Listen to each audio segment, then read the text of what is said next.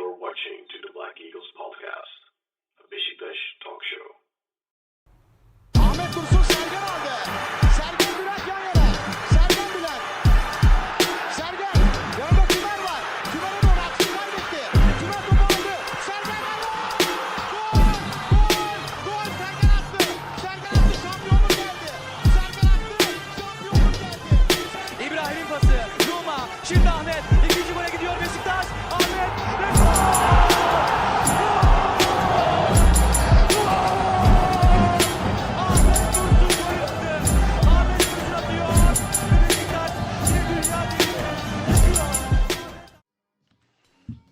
Hello, Black Eagles. Welcome back to the Black Eagles podcast. We have a very special edition for you today. We will be talking about the upcoming elections on Sunday between Hüseyin Yücel, the sitting president of the club, and his challenger, Serdal Adali. Today, I am joined by my co-host, Sinan and a very special guest, Ural Alhan. Ural, thank you very much for joining us. Our regulars will know you as Carlito from in the chat.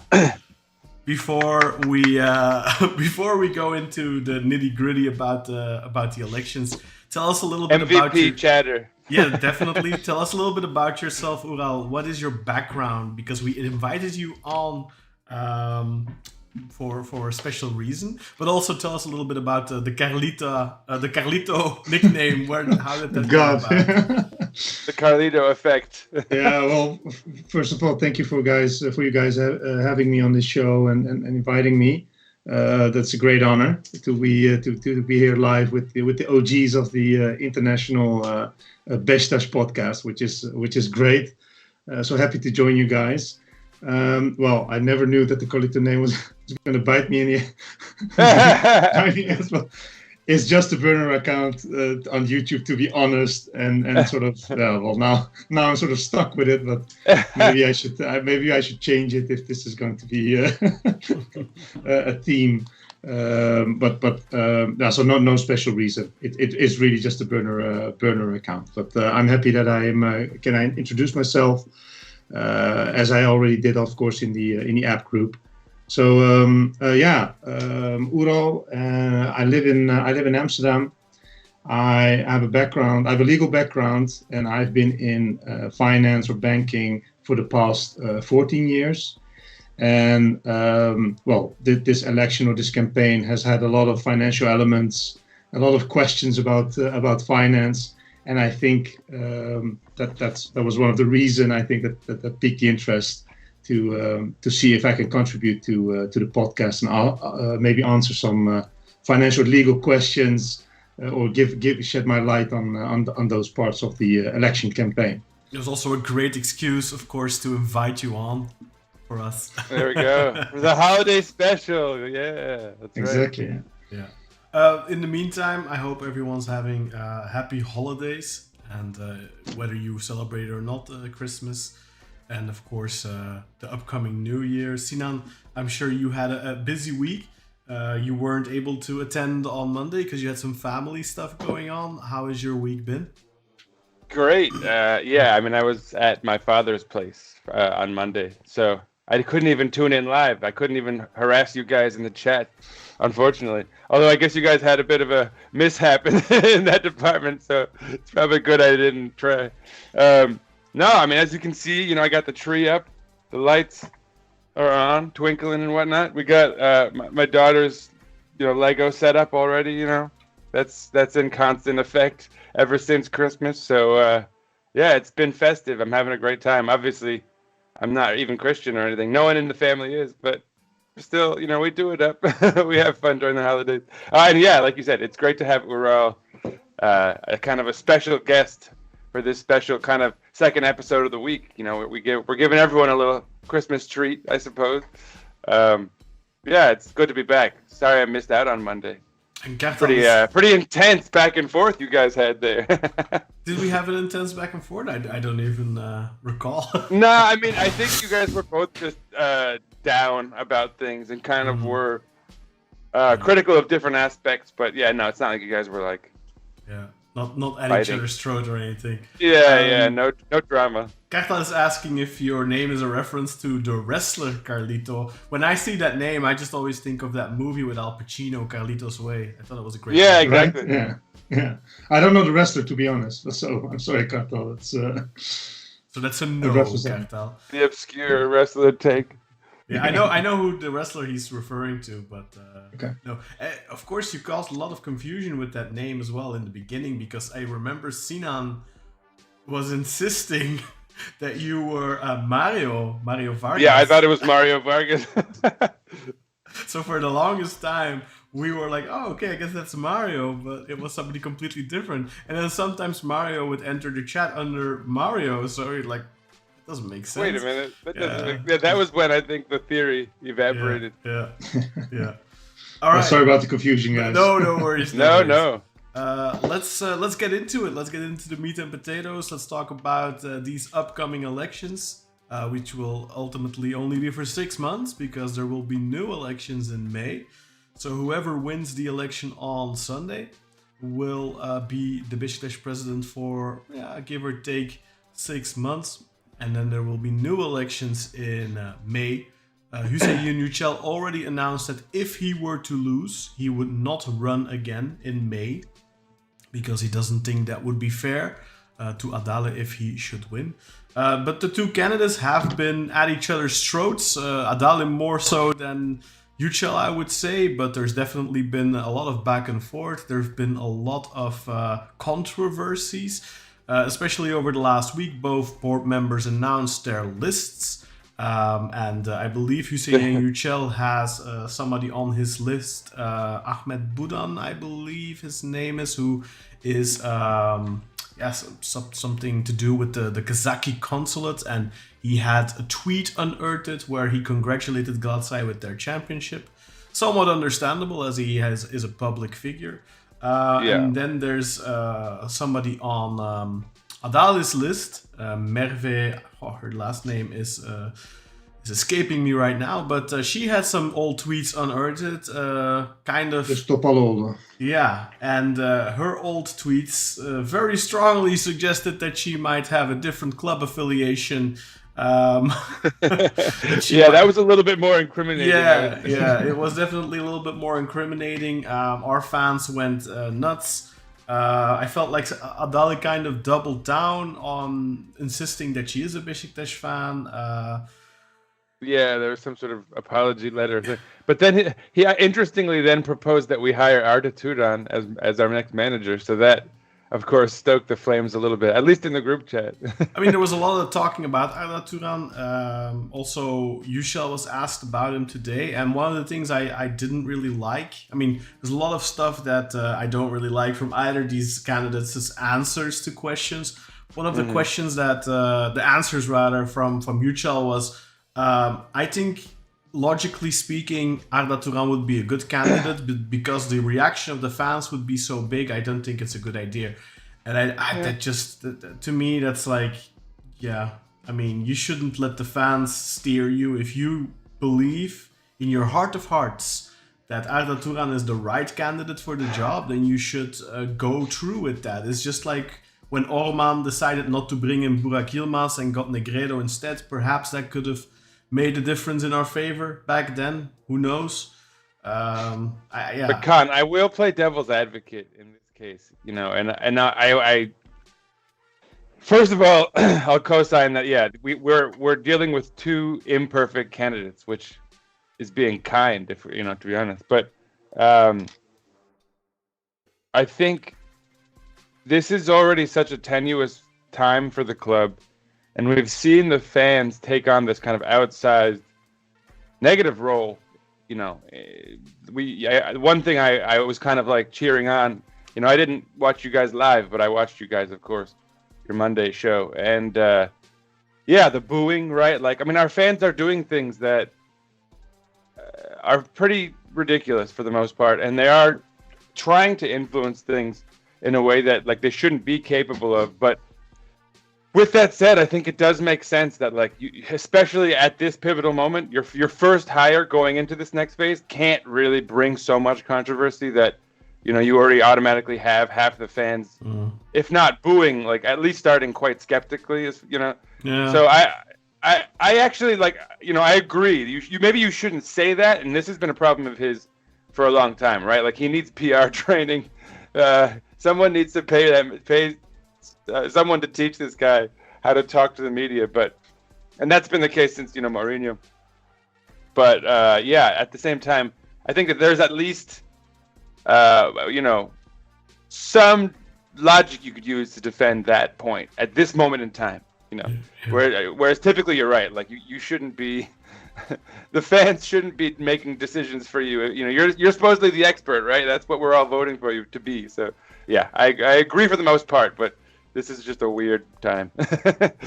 Yeah, and if I may add, so what do you guys think about? So I think one of the reasons that we've heard not to go for Arda was, let's say he has a bad run. Wouldn't he then be immediately be scapegoated and people will call for his head? So isn't that also sort of a big factor that because of the controversy that he will not have he that couldn't much have credit stability to run exactly? Yeah, I kind of have a double feeling about it, because I don't think the fans should be running the club necessarily, but I do think, of course, fans should have an influence. I think if there's a clear mistake being made, like for example the Fernando Santos appointment, I think that was a clear mistake. We all saw it. Of course, we got behind him, we supported it, but we all knew that was going to end badly. Now, today, for example, Yücel mentioned the name of somebody else, Murat Yakin. And that is just not somebody who, football philosophy-wise, fits the club. And I think in that regard, you definitely, as fans, you should make yourselves heard. And then hope that the club listens. But in the first place, you would hope that the people in charge know that when there's a profile of a coach or whatever, whether it fits or not. I think there's a difference between, let's say, a certain coach that stylistically doesn't fit the club, or he doesn't fit the club because you think, he has a history with Galatasaray, with Fenerbahce. I think what's the most important thing is, can we be successful with this coach? If the answer is yes, then I think the club should do what I understand where you're coming from, Ural. If we do hit a bad run of form, Arda Turan is gonna start with a lot less credit. That is just the case. But I don't think you should dismiss the possibility outright, because if that's going to lead you to a worse candidate, then it's not a good decision, if that makes sense. Yeah, no, I think I can agree, and I don't think it's right that he would have less credit, right? If you run with such a candidate, then you should go and support, and he should get the same level of credit, in my opinion. The only problem for me personally with him would be, I wouldn't want to have a coach, sort of a gunslinging coach, and trying to escape the law in that sense, or his punishment. That part of his character doesn't fit, I think, a club like Beşiktaş. I have more problems with that than anything else, to be honest. But nobody's flawless, of course. No, fully agree in that That's regard. a good.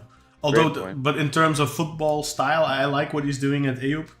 Obviously, Eyüp, we also have to recognize that I think he has gotten very good tools to do what he did in the Birinci League. He got a good squad of Super League quality players.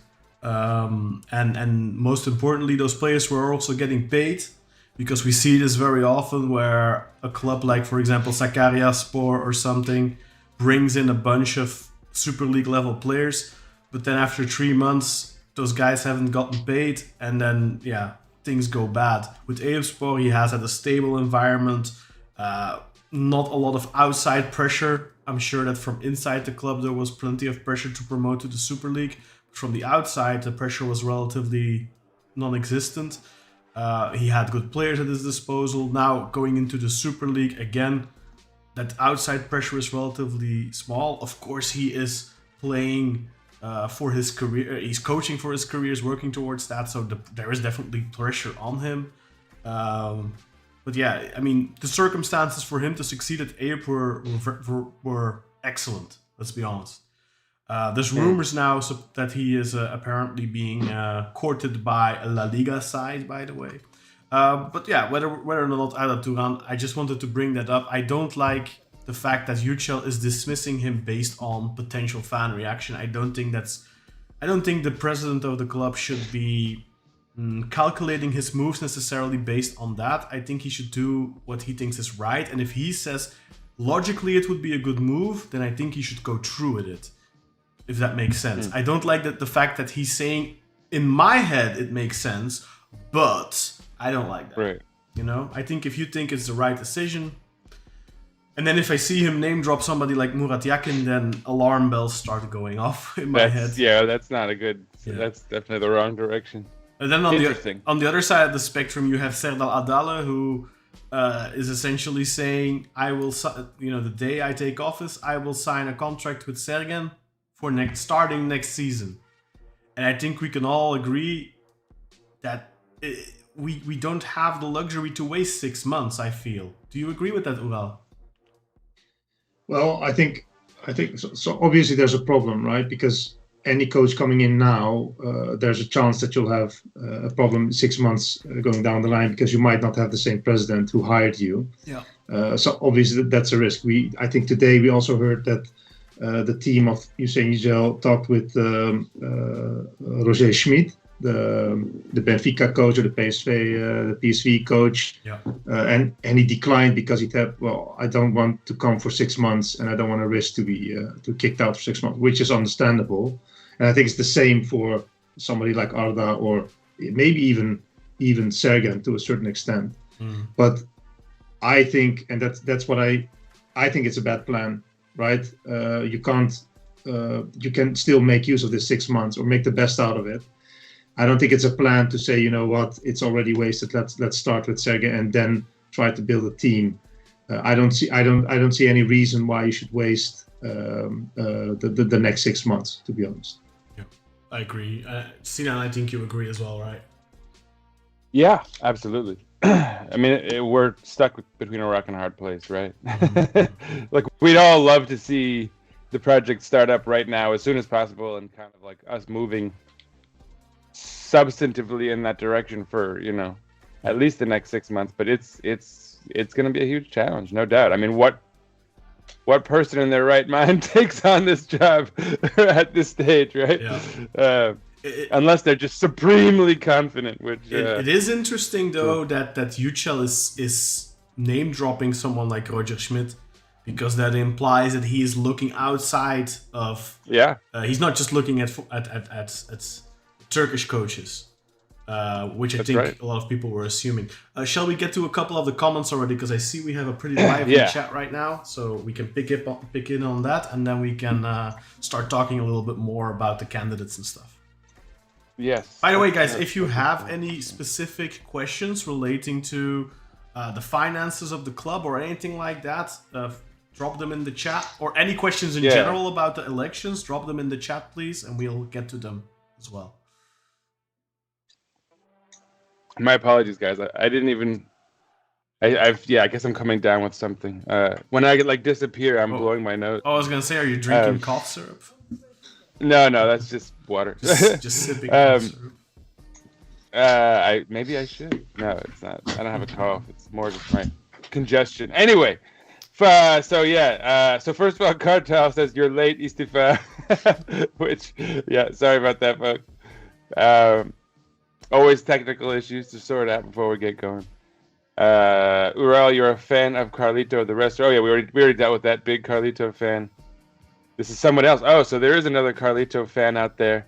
And I don't know if that's for the wrestler or that's for you, Ural. That's for Ural, I'm assuming that's for Ural. It's got to be for Ural, Ural. Yeah. Kartal says, no hope for either of these candidates. Orman Uvaya. I don't know if we're getting Fikret involved. He seems pretty... maybe in May. Yeah, maybe in 6 months we can. That's what's... I think it's a very difficult thing for anyone to run. And I low-key think Yücel hoped nobody would run and that he would run unopposed this January. or this December, I should say, because logically speaking, this is not an ideal moment to run, and I think someone like Orman wants a proper preparation period, and maybe start off with a on a clean slate, not halfway through the season. That's never a great period to start for a president or a coach. Yeah, especially when it comes to squad construction, right? Like, yeah.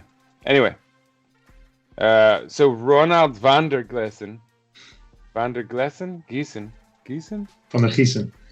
Van der Giessen. Pardon my pronunciation. Says Ural, big man. So we have a big Ural contingency here, I guess. I didn't know we were bringing in a celebrity. Is that someone you converted? He's actually a friend of mine. He's a big, huge Feyenoord fan. Oh. And obviously, when Gio came in, he switched immediately to Beşiktaş. Unfortunately, I've noticed that he was more on the Galatasaray side. But when Gio came in, he immediately dropped it, and he said, "I'm Beşiktaş now." So yeah. Good man. Now stick with us, Ronald. I think it was right. Yeah. Stick with us, man. We are like Feyenoord. We go through a lot of drama. Yeah. That was interesting. I didn't know that that Yücel quote about Gio. Which I heard you guys talking about on Monday, which, it's interesting. Who's to say if Gio couldn't have survived somehow in some what-if scenario? Anyway, Grey Wolf, remember when it was a big outcry if any of the big three purchased players from each other? Today it's normal. Of course, this is talking about Arda Turan as a theoretical manager. Yeah.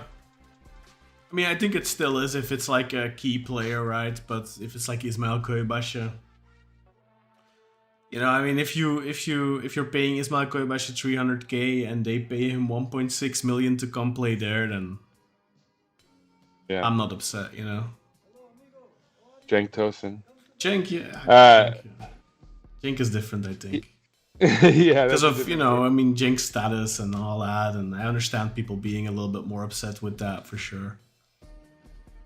No, I think next. Sorry, go ahead. No, I think if, for example, Rafa would go to Galatasaray to Fener, I think our fans would be really upset.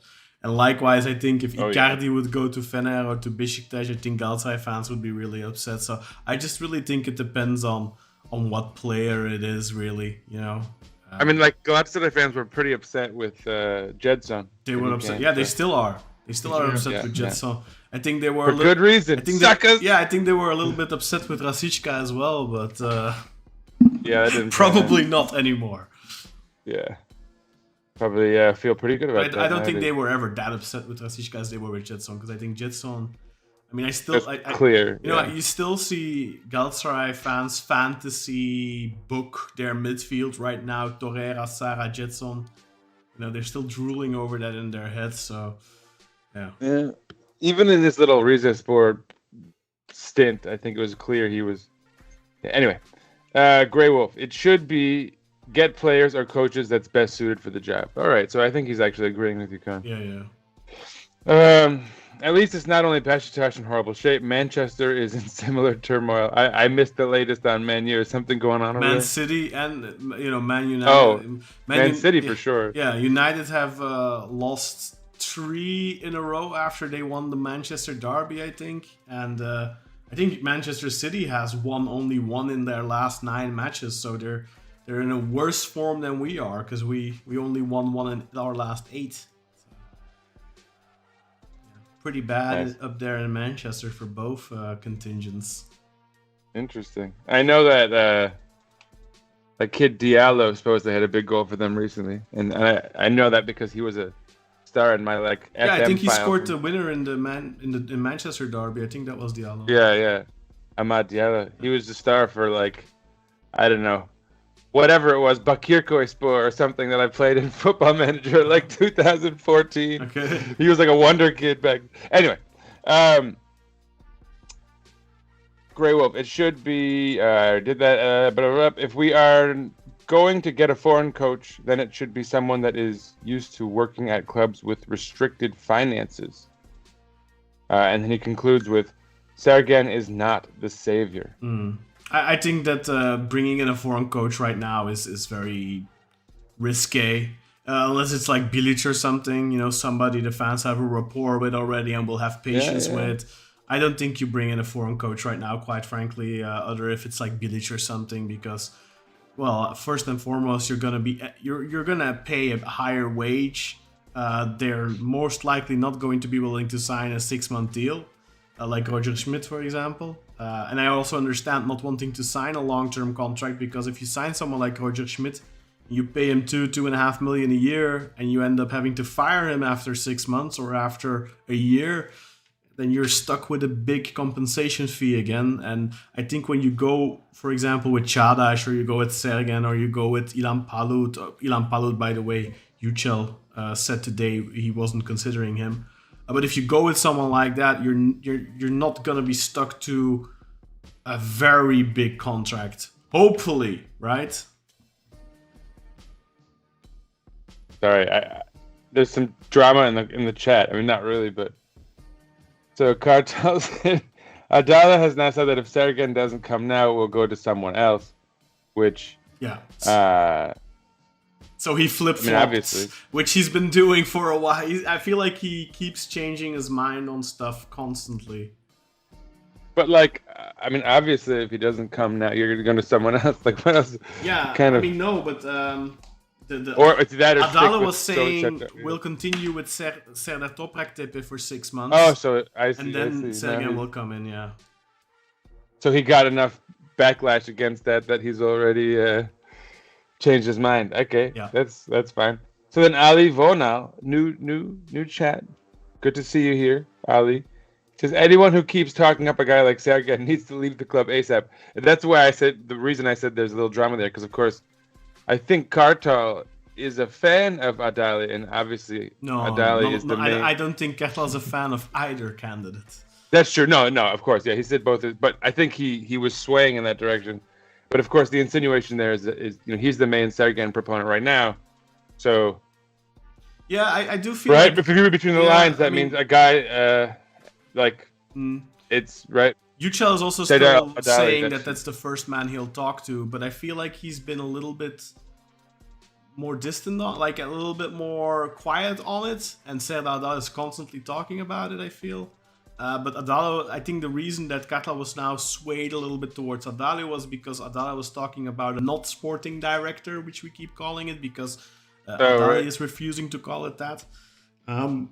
But then that kind of went quiet, because he was supposed to that person was supposed to come to Turkey on like Monday or on Tuesday or something, but then that didn't happen because of the Christmas break. And now it's gone kind of quiet. I think he said now that person is coming on Monday, but he hasn't mentioned anything about it since. Boys, I'm just gonna quickly be right back. Please continue with the chat, but give me 5 minutes. Yeah, of course. Man. Sure. No, I think take your time, Kaan. It was indeed, I think so. To add to Kaan's, I think he's still planning to meet them on Monday. So whatever comes out of it. But I think interesting is that they both propose the same coach, of course, right? I think the first choice is Sergen, but the structure, the way they want to structure is different. So Adali wants a coach and a scout, head of scouting or whatever, and Hüseyin Yücel is really a proponent of a transfer committee. So a committee who decides on every transfer. And below that is basically the coach and a scouting team. So everybody can come up with a name, a transfer, but the transfer committee in the end will decide. And with Adala, he's saying, okay, well, the coach, the scout will propose, but the coach will decide. So that's a different structure, the way they want to go about with these new with new transfers. Interesting. That's yeah. I mean, I guess the reason I had been under the impression that Hüseyin Yücel had sort of stepped away from Sergen as his like de facto option was just because of all the other names we've started to hear from him of late. Like we just talked about Roger Schmidt, maybe that's wishful thinking on my end. You hope one of them is considering things slightly more outside of the box, right? Yeah, but I can imagine that also for Hüseyin Yücel. He says he really wants that transfer committee. It could be that Sergen doesn't want to deal with a committee to buy the players he wants, right? And he only wants to say, oh, if there's a financial constraint, okay, that's fine, but I don't want sort of a discussion or interference on my plan for a team. So it could be that Sergen is just not charmed by that idea, and that Hüseyin Yücel that for that reason moving away from Sergen a bit.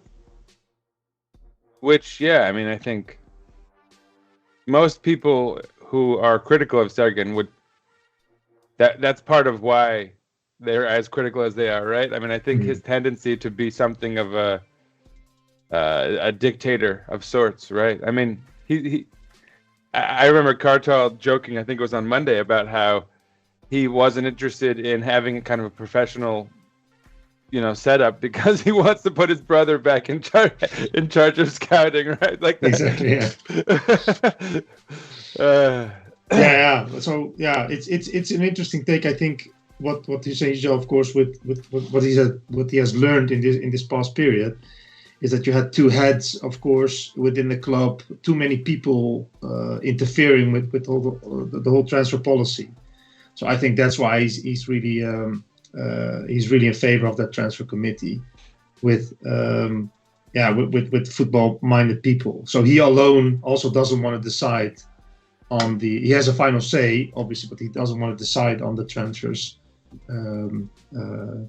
based on what he's saying or what he wants, or what the coach wants. And that's because he learned from, the past period, the João Mario transfer, for instance, which was really sort of, they still say that Gio really wanted him, etc. So, yeah. No, and it makes sense, right? You wanna, there are various considerations, and especially for a club like ours, and as you I think it was you who said this on a few occasions in the group chat, but we're given the restrictions that we're underneath, not just as far as finance, but as far as like having certain foreigners, right, and having to offload players and that, right? Like there has to be a level of consideration beyond just like the coach says we need this type of player, right? It's like you can find that type of player, but then there's a whole array of like ages and costs that come with that type of player that one has to consider beyond simply the player profile. So it makes sense. You're right. I mean, I think you need people who have like a larger vision at work and how they conduct those deals. And I say you're right because I think that's at least sort of what you were alluding to with how you were presenting that information. Anyway, let me hit back the chats and Ural, since Kaan's not here, please feel free to jump in and chime in after any of these comments if it tickles your fancy. God, that's a weird expression. Where were we? Kartal agreed with Ali that anyone who's talking up Sergen needs to leave. I wonder what this is. Now I kind of wish Kaan was here because someone named Stream Elements wrote, "Welcome Black Eagles. Don't forget to comment, like who? Shouldn't we be telling other people to like, comment, and subscribe? By the way, folks, like, comment, and subscribe to your favorite Beşiktaş podcast every year." Ali Vonal says, people seem to forget our troubles began under Sergen. His second season performance was dismal. Yeah, I mean, that's a funny take because I think it depends how old you are and how long you've been following. I think, like, for Ural and I, probably we could say that the troubles started with Yildirim Demirören and like 15 years ago. Way before, yeah, exactly. But no doubt, like this last batch of trouble started then, and I think, I mean, I wish Kaan were here to talk about that because I know Kaan is a big Sergen fan for his legacy as a player and has sort of been on the roller coaster with him as a manager. I don't know how much of that season I put on him. Right, we had some interesting characters, Ceyhun Kazanca and whatnot. Who played their role in I mean, what are your thoughts on that, Ural, that Sergen was responsible for our collapse in his second season? Well, yeah, obviously played a role in it, but I don't think that has been sort of that has led to all of what we stand. I think that's too much to put on him. I think the way the situation where we are right now with the team, I don't think you can really backtrack that to Sergen alone. I think that's just too much to Yeah, I mean, especially since Ahmet Nurçebi was like he was there. Let's not forget. I mean, look, we all, at least if you're my age, right, you struggle to criticize Sergen too much because of who he was as a player, and you kind of always knew, based on who he was as a player, that there was going to be a petulant streak with a character like him, right? Like as a manager. You know he had this track record of being somewhere for a year and leaving, and you know he's like a Rolling Stone, right? So that was always going to be an element of him as a manager.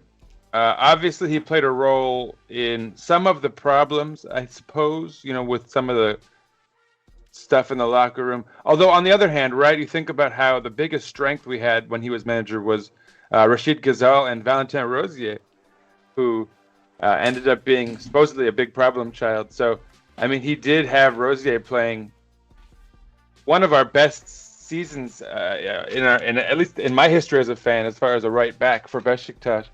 That one season of his was magical. So, Sergen Yalçın did keep that together. At least you got to give him credit for something that happened there. But yeah, I don't know. I mean, he was problematic in his own way.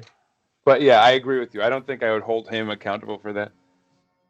Nonetheless, please keep chiming in, Ali. You're giving us food for thought here. Where were we? Jason says hi. Hi, Yasin. Grey Wolf, maybe we could get Ruben Amorim if he gets sacked in 6 months. Because we're back to Manchester here. I mean, I don't think there's a person in the world who wouldn't love to have Ruben Amorim with us, but I don't think that's happening. He'll probably have a second chance with Sporting that he'd take before he'd come back to us. I think it's a very comparable situation, though, with the Manchester and with what we are going through, I feel like, because I think that a big part of the problems in Manchester United is the squad. And how it's lacking, how it still has a lot of players who are potentially, I'm not going to call them rotten apples, but I would say damaged. No, like they just don't have the mental rebound. And I think a lot of our players, we have that in our squad as well. I find there's a lot of comparisons there. I was listening, by the way, to what you guys were saying the entire time, so I've kept up. And the stream elements is just a bot I installed, by the way, Sinan. It just reminds people from time to time in the chat to sign up. Nice. Okay. Yeah. Feel free to continue with those comments, by the way. Nonetheless, like, follow, and subscribe, folks. Maybe it's at least a reminder for us to tell you, folks. Ali Vonal again. Since this will be a rebuild year and a half, why not a year and a half? Maybe he means. I mean, that's what Adali is saying, right? Yeah. Yeah. I don't know if I want to hear that.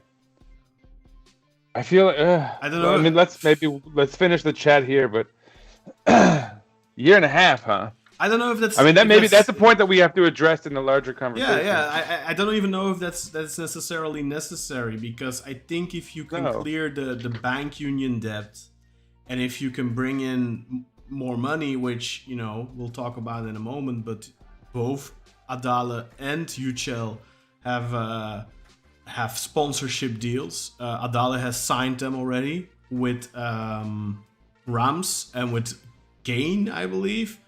And Yücel is announcing his sponsorship deals tomorrow. He has already revealed that 30 million of that sponsorship deal over 3 years will come from his own Bahçeşehir. Well, that's a university, but I'll call it a company for now. So, yeah, no numbers mentioned by Adali whatsoever, which I find a little bit worrying. And Yücel claims he's got 85 million worth of sponsorship deals over the next 3 years, and he will announce those tomorrow.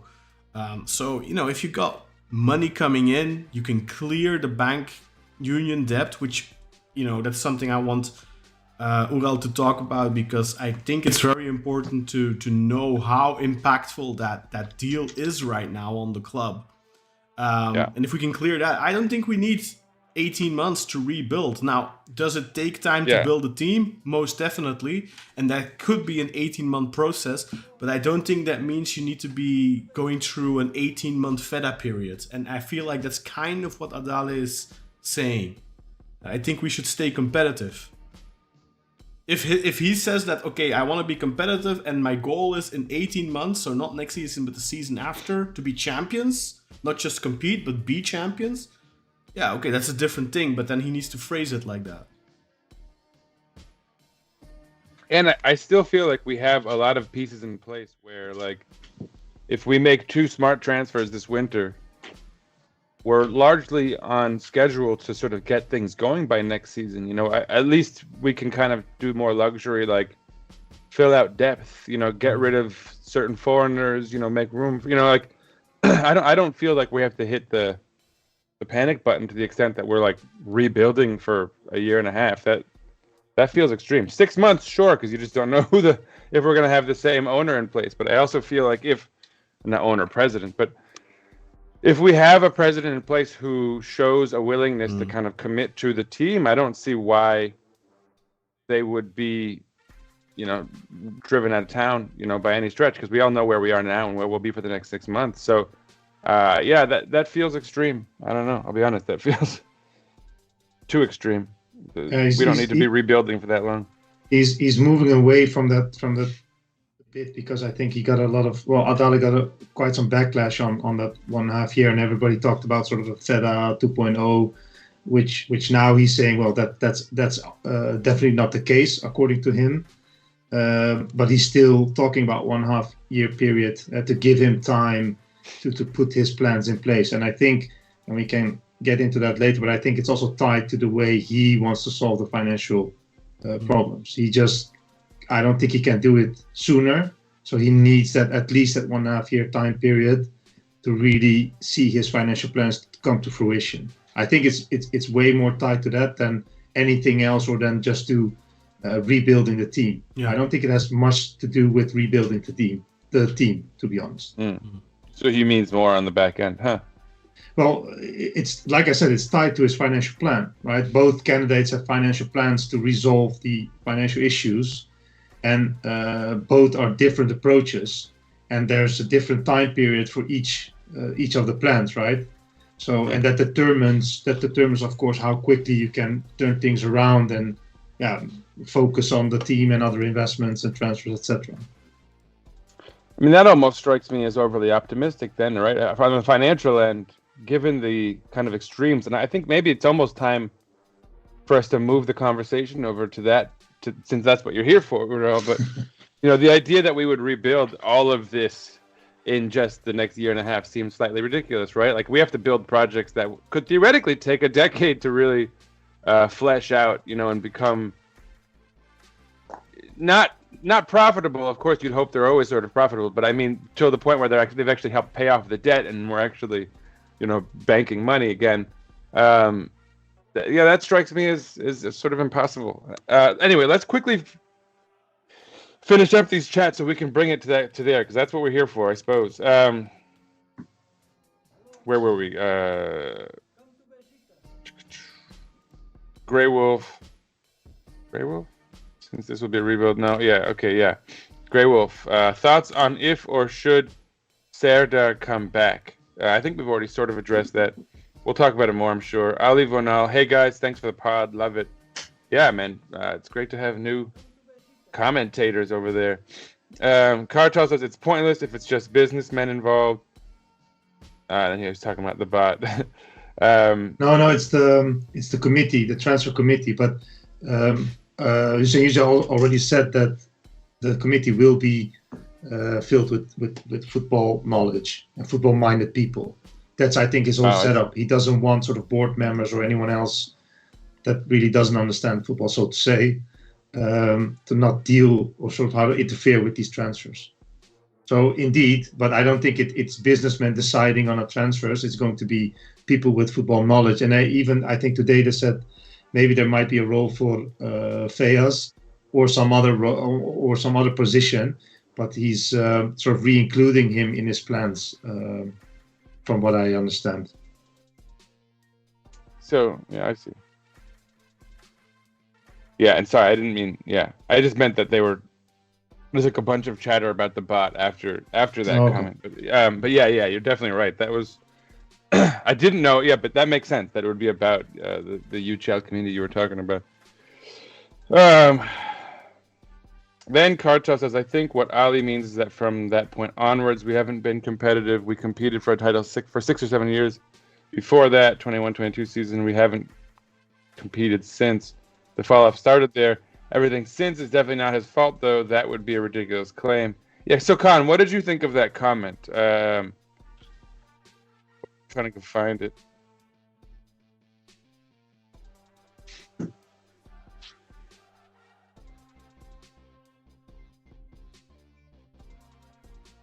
Maybe it helps if I don't mute myself. No, I agree. Yeah.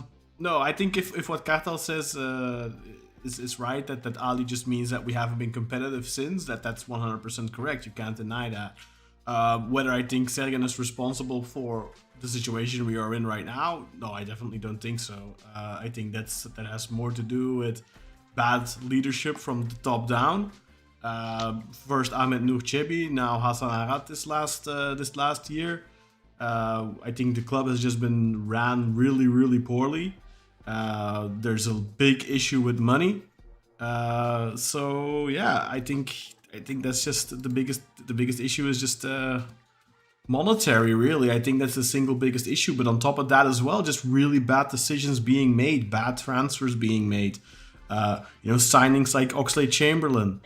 Who is, of course, not a bad football player, but, like when you base your entire... It feels like under Ahmed Nourchebi, our entire transfer strategy was based on how long of a list of injuries do players have. If you don't have 2 pages of injuries on Transfermarkt, you're not eligible to play for Beşiktaş or something.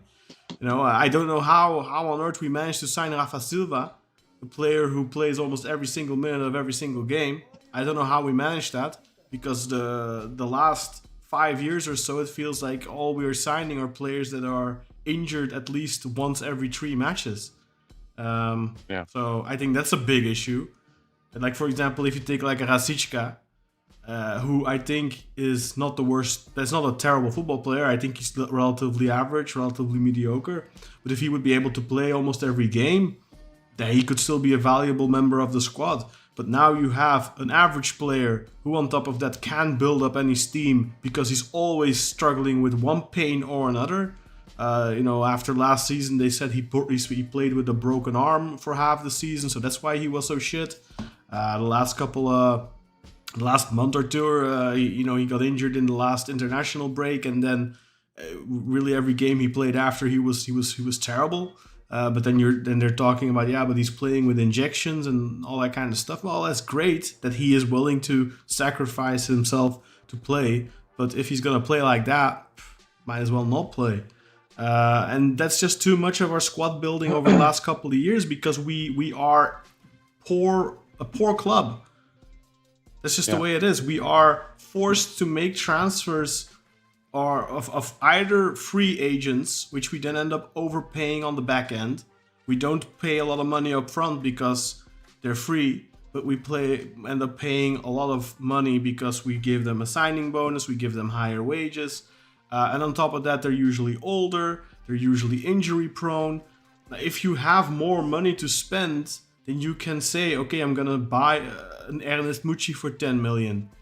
And I'm not saying that Ernest Mucci was a good transfer, but Ernest Mucci is the type of transfer we probably should be making. That's a player with almost no injuries in his career. I think this was the first time he got injured in his career.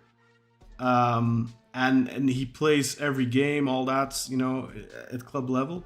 And you pay 10 million for him. He's 23. You have a potential to sell him onwards.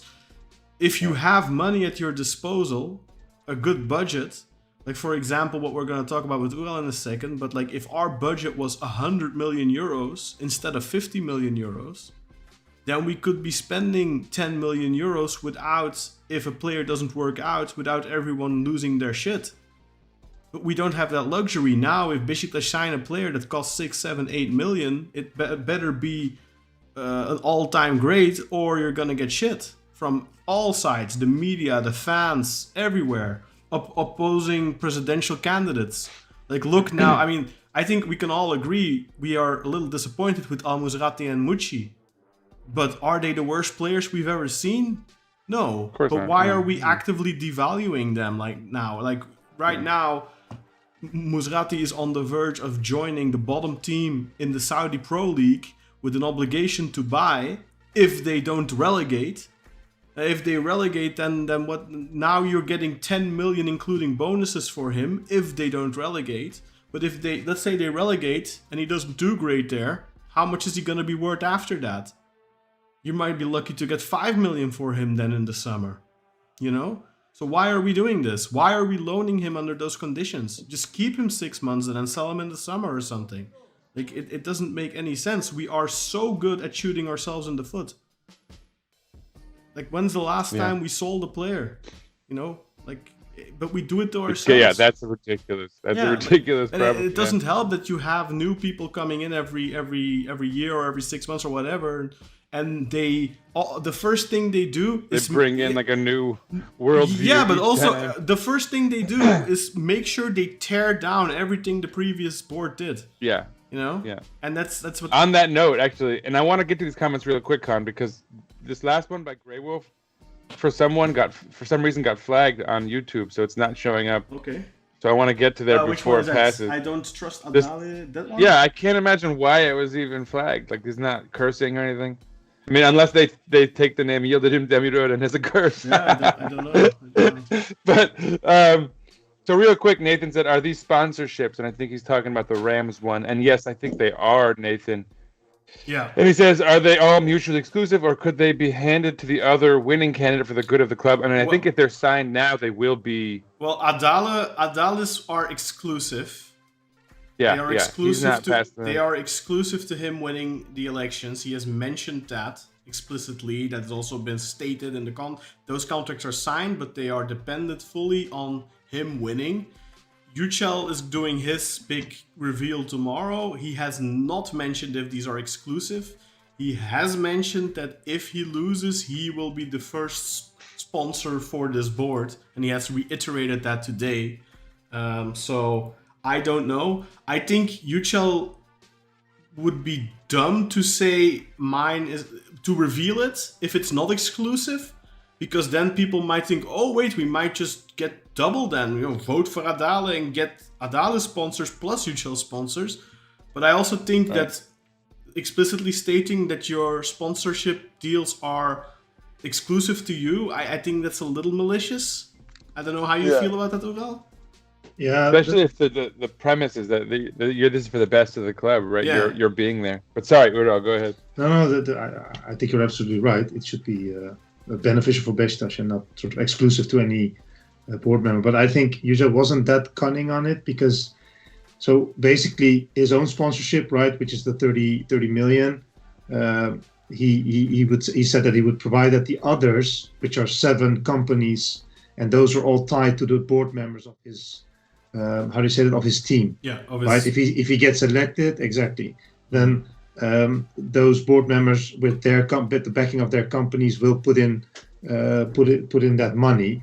And he said something like, "Well, I don't know. Then they would need to ask them if they would still want to put that money in, because they won't become a board member." Yeah. So he left it a little bit ambiguous. Ambiguous, exactly. And then there were 3 independent sponsors. So those make up the 11 sponsors that he was he talked about. So yeah. So he could have played it differently. I agree with you. He could have been more cunning, but I think this is more good for the good of the club, right? Like, he's not making it exclusive to him. He's still leaving a door open for the other ones, but that's obviously up to those people. But yeah.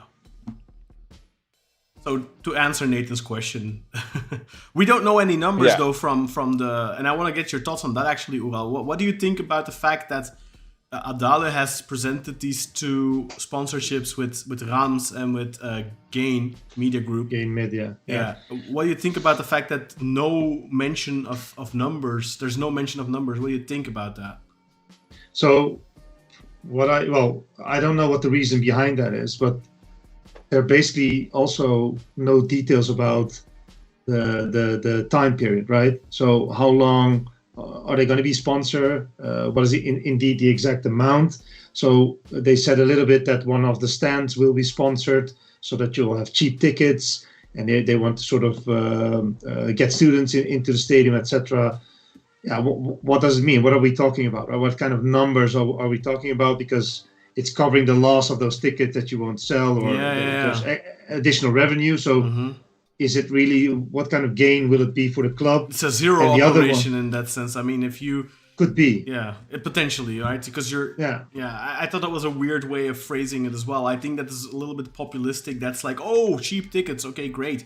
But the club is also losing money with cheaper tickets. And you're compensating that with the sponsor, but then you're not really creating more income necessarily. No, yeah. If they sell more tickets, that's sort of his inclination, right? That the stadium will be fuller because of this. Well, okay. And then Gain Media, I think that's also tied to Akatlar. So the Akatlar stadium, the basketball stadium, and that whole area, that sporting area, they have a big interest there. So I think they want to play a role there with that project. And I don't know what it means financially, right?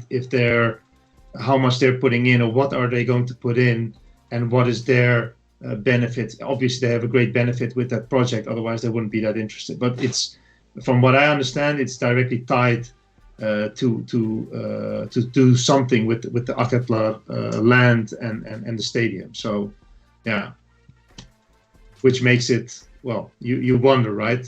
How good of a deal is this? Yeah.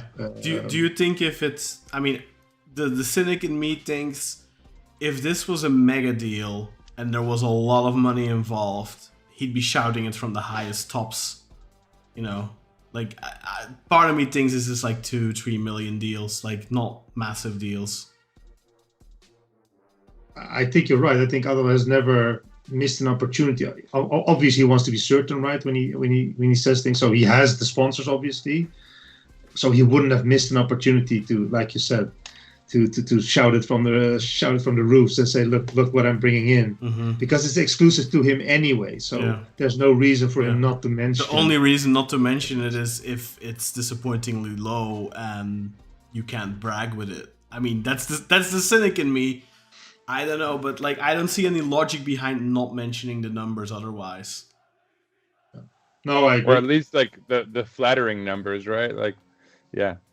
Maybe the length of a contract is too long, but it's a huge number. So you mentioned one, but like the fact that there's almost nothing being mentioned suggests. I mean, Adali has gone through this campaign with fair juggling numbers, so to say. Like he's very. Like Ciro Immobile cost the club 30 million euros, stuff like that. Whereas in reality, it's more about 15 million.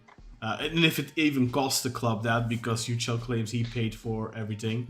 But like, he's like very royally adding on top. Then like last season's transfers of Mucci and Musrati, that's 37 million in all of the stuff that Adali is saying, even though it was 22. So he's clearly factoring in wages, which is then over 3.5 to 4 years or whatever. So he's being very creative with the numbers he's throwing out there. So if he had like, let's say a 50 million euro deal, but it's over 5 years, so it's only, I'm saying that with quotation marks because we don't have big sponsorship deals right now. Like our best sponsorship deal with Beko, for example, is only 3 million or something like that. So 10 million a year would still be very nice. But let's say it's 50 million over 5 years or something.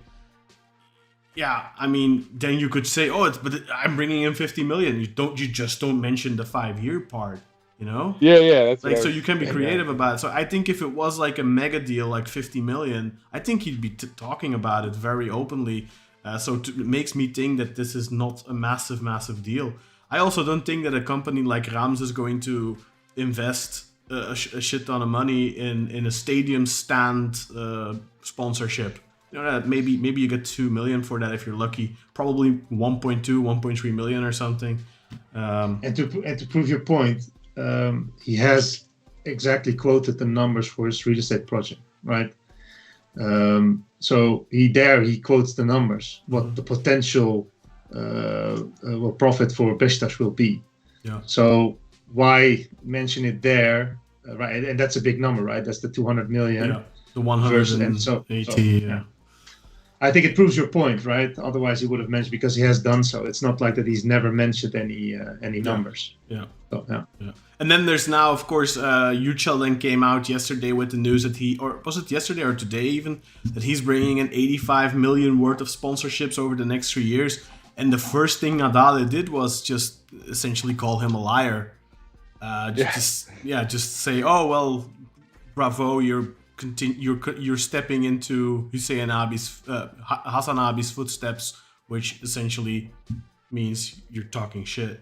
I mean, look, I think that's a little. That feels cheap. I don't know. It's hard on a few levels, but whatever.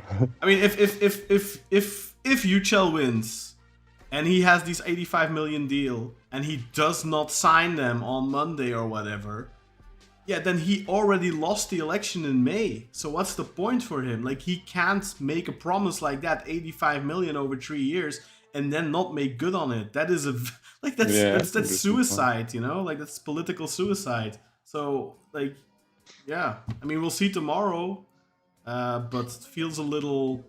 It's like, yeah, it almost feels like a sore loser reaction to me.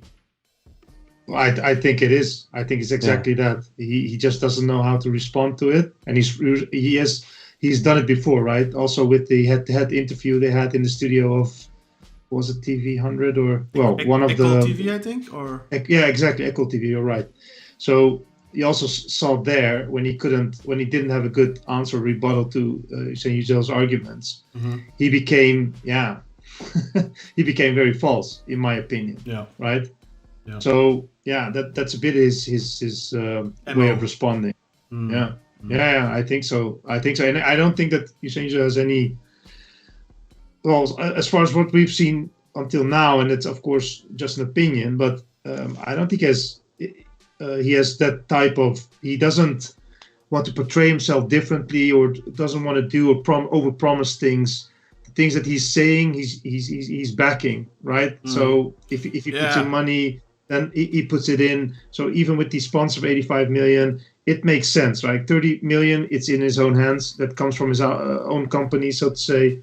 The 7 others are from the board. So yeah, that's just a commitment, right? He said, okay, I want to include you in my team, but you need to bring something to the table. So it all makes sense in that way, right? That he will be able to get that kind of money, and bring that in. And you're right. If he doesn't, then everybody will ask, hey, what about the 85 million? So there's a risk.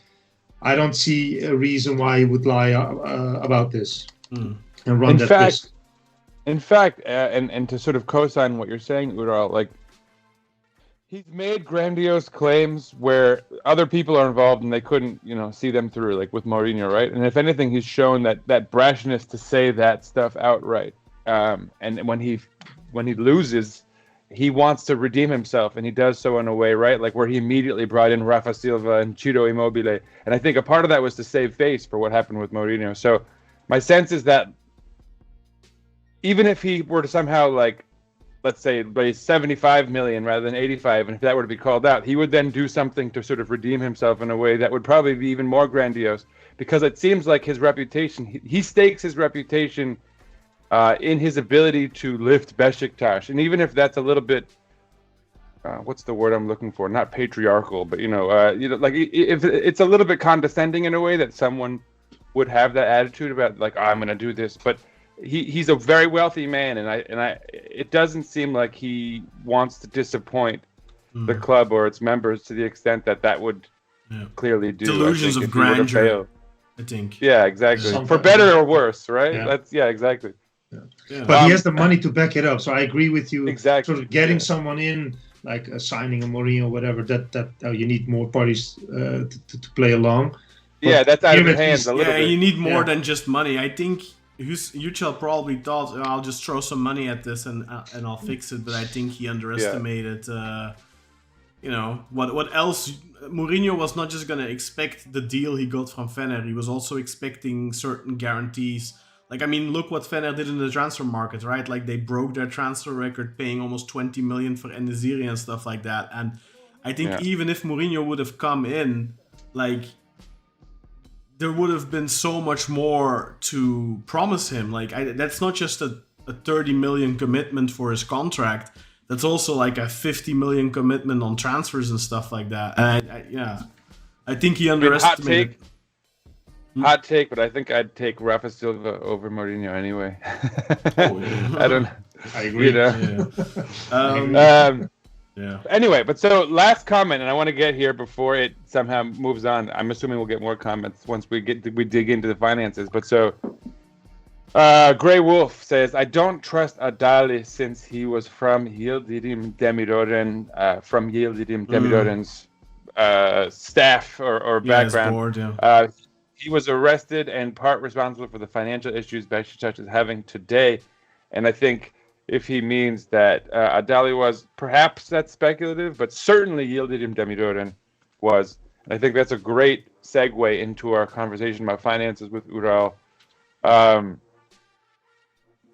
Not that we should start by talking about Demirören, but I guess, maybe in a weird way.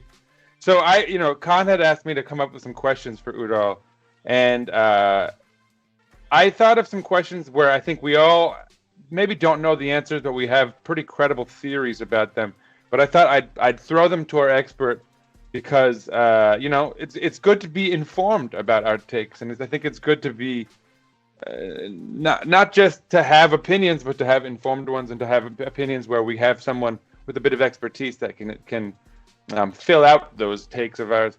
And so, why not do a little history lesson, since we've already done that in the chat room, and talk about Yildirim Demirören a bit? And I think it's a good, we'll wet the ground a little bit for Ural and his financial talk by digging into the history a little. Why not? So Yildirim Demirören, this was one of my questions, and it was a tertiary one at first, but let's do it. I said, again, I have theories on this, but I want to hear a better take than what I could come up with. What did Yildirim Demirören do specifically to accrue as much debt as he did? And of course, I think, how long was he with the club, Kaan? 8 years. 8 years. So from 2000, he was a board member under Serdar Bilgili already, so he was already like the second man to Bilgili. Before that, but he became president in 2004 until he abdicated that role in 2012. It's important to know that when he took office, Beşiktaş had a grand total of 25 million Turkish lira in debt. So that is, I don't know, minuscule. That is like 10 million euros or something. And when he left office 8 years later, that 10 million euros had risen to nearly 200 million euros.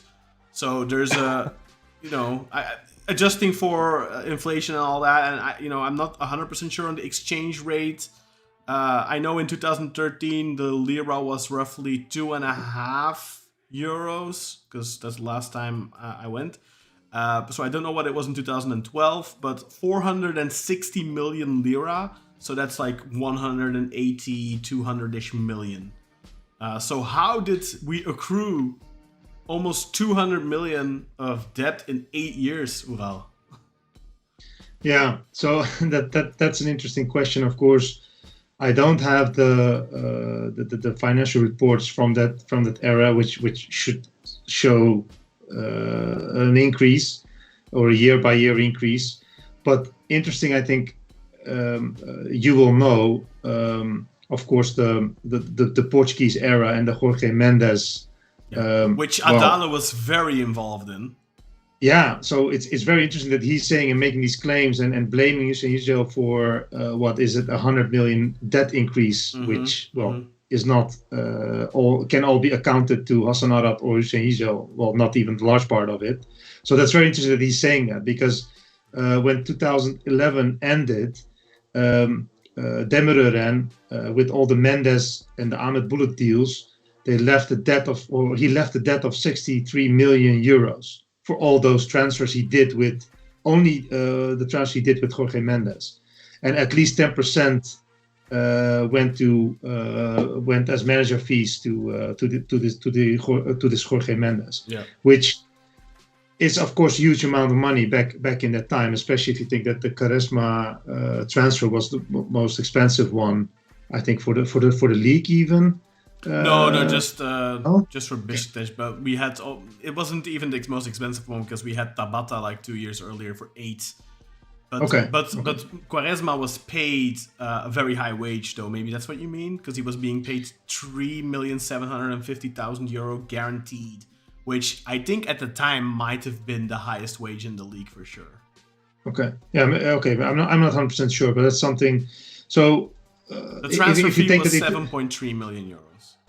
Yeah. So if you take that into account, and obviously the Alves, Julio Alves player transfer, that's I think famous, or an example of how Demirören and maybe also Adali went about these transfers. But that guy, I think he earned like 13,000 at the club where he was playing, and all of a sudden we transferred him for, what was it, like 50% of his of the rights to that player. I think we bought it for 3.1 million euros.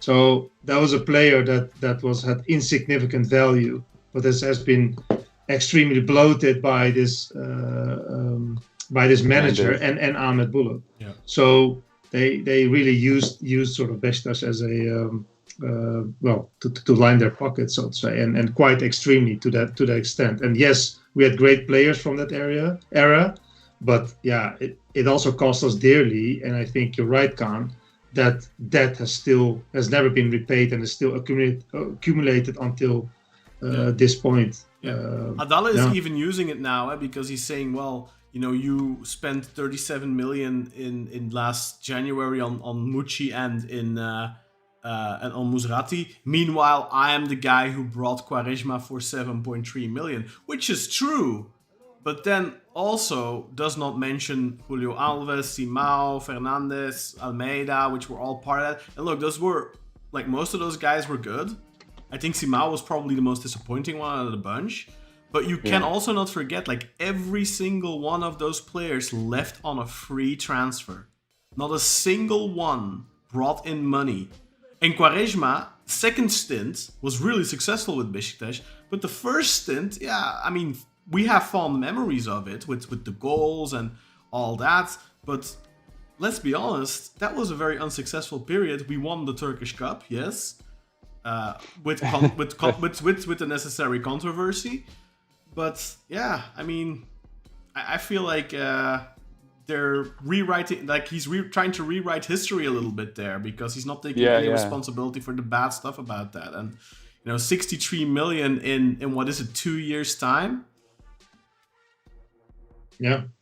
And Guti as well, of course, was also brought in that period. And again, somebody who came in for a lot of money and left on a free 18 months later or something, right? How long did he stay? I don't think he finished the 2011-2012 season. I don't remember exactly, but I don't think he finished that season. I feel like he left early.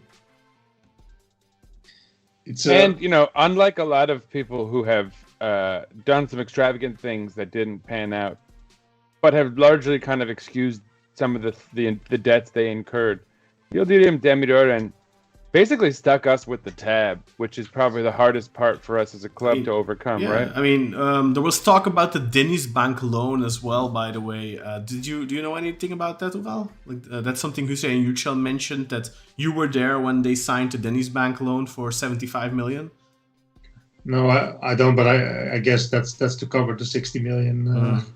Yeah, maybe. Maybe, yeah. But yeah, That's actually a perfect segue, Kaan, to my main question, and I think that's probably where we start this thing up for real. And that was very helpful, actually, Udall, by the way, because I think we have a lot of theories and speculation, but yeah, it's true. Like the Jorge Mendes stuff should really be kind of like his lasting legacy. And I don't know if I don't know if I mean Demiroren or Serdal Adali, because as Kaan said, he was very linked to that stuff. But anyway, and the reason I think this question is important to ask, because Kaan just asked something very sort of related to it. Who do we owe debt to, and how do the respective debts stack up? Regarding the interest rates, meaning some of them must be more predatory than others, and in turn, some of them must be more important to pay off sooner than others. I remember Kaan talking about Hüseyin Yücel making a promise to pay off one of those debts, which had a really terrible interest rate. Yeah. So I thought, like, since these things are being so heavily discussed and seem so important to this conversation at large, your expertise could probably help us. What the hell these guys are talking about? it plays a big role in the election, right? And also the state the club is in, and it is a very heavy burden. So just to give you an idea, so the balance sheet at the moment shows a total debt of $269 million US dollars, right? That's the total debt the club has at the moment. 69 or 96? Sorry, 296. Did I say 69? Yeah, 296. Yeah, okay. And trying to make it seem better. No. No, I knew it was 96 because you mentioned it last week. So and then it doesn't state everyone that we owe money to, right? That's not stated in the balance sheet. But the largest part is the banking finance, is so the consortium of banks that we owe money to as a club, and that's roughly $100 million US dollars, and that's the one what everybody's talking about, because it has a ridiculous interest rate of 50% plus an add-on of a 1.5 margin of interest annually. So that, of course, in itself has a huge burden on the balance sheet, but on the liquidity of Beşiktaş. What does that 1.5 margin annually mean exactly? So there's an add-on depending on, I don't know what the exact rule is, but there. So it's not only 50%. What I'm trying to say, but there could be an add-on if there are circumstances that can add an additional 1 or 1.5% to that interest paid. So that's how the contract, or that's now how it's shown in a financial statement. They say, okay, this is the interest that we're paying, and it's 50% plus a 1 and 1.5% margin, and there are certain rules for it when that margin hits, yes or no. So, but I don't know that exact rules. So on that 100, I think it's 90 million, right? 90 million roughly. So let's call it 100 to make it easy. So on that 100 million, how much do we pay annually to the banks? Well, that's very simple. That's 50%. So that's 50 million you have to pay on interest. And how long is this loan? Jesus. Well, I don't. There's no end date. So there's two things, right? There's short-term, and short-term commitment or obligation is that you pay the interest. I don't know if there's a. It doesn't seem like that you have to that you're repaying capital.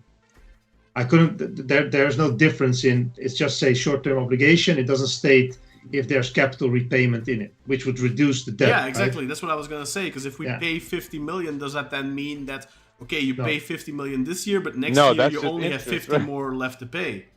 No. Okay. You only pay interest, and it remains 100 million debt. So if you don't repay on capital, then that's just like, why would anyone sign that? That makes no sense. The banks are like, please don't pay us the extra money we owe. Just please give us interest. We don't need any of the extra money. Yeah, I mean that's like give us 50 million every year. Me giving you 100 euros, Sinan, as a loan, and like for the next 10 years you have to pay me 50 euros a year to pay. Exactly, and it just remains 100 million euro debt. Yeah, and you end up paying me 500 euros for the 100 and I haven't paid off any of my. It's like some loan shark shit, man. It's like loaning from. Literally, it's like it's literally. I think you're better off loaning from the mafia. Well, I don't know. I don't know about that, but maybe not in Turkey. If the banks are doing that, can you imagine? Wow. You have to understand, of course, this is all tied to the economic situation in Turkey, the inflation, which was, I think, at the highest point this year was like 75%. So that's why this interest rate is so high, right? This is an interest rate given by the Turkish central bank, right? And the banks derive that percentage from that rate. But why, like this entire deal with the bank union was initially brought in by the TFF to save Turkish football. Why didn't they get a deal then with a set interest rate? Like, for example, my mortgage is a set interest rate. It doesn't change.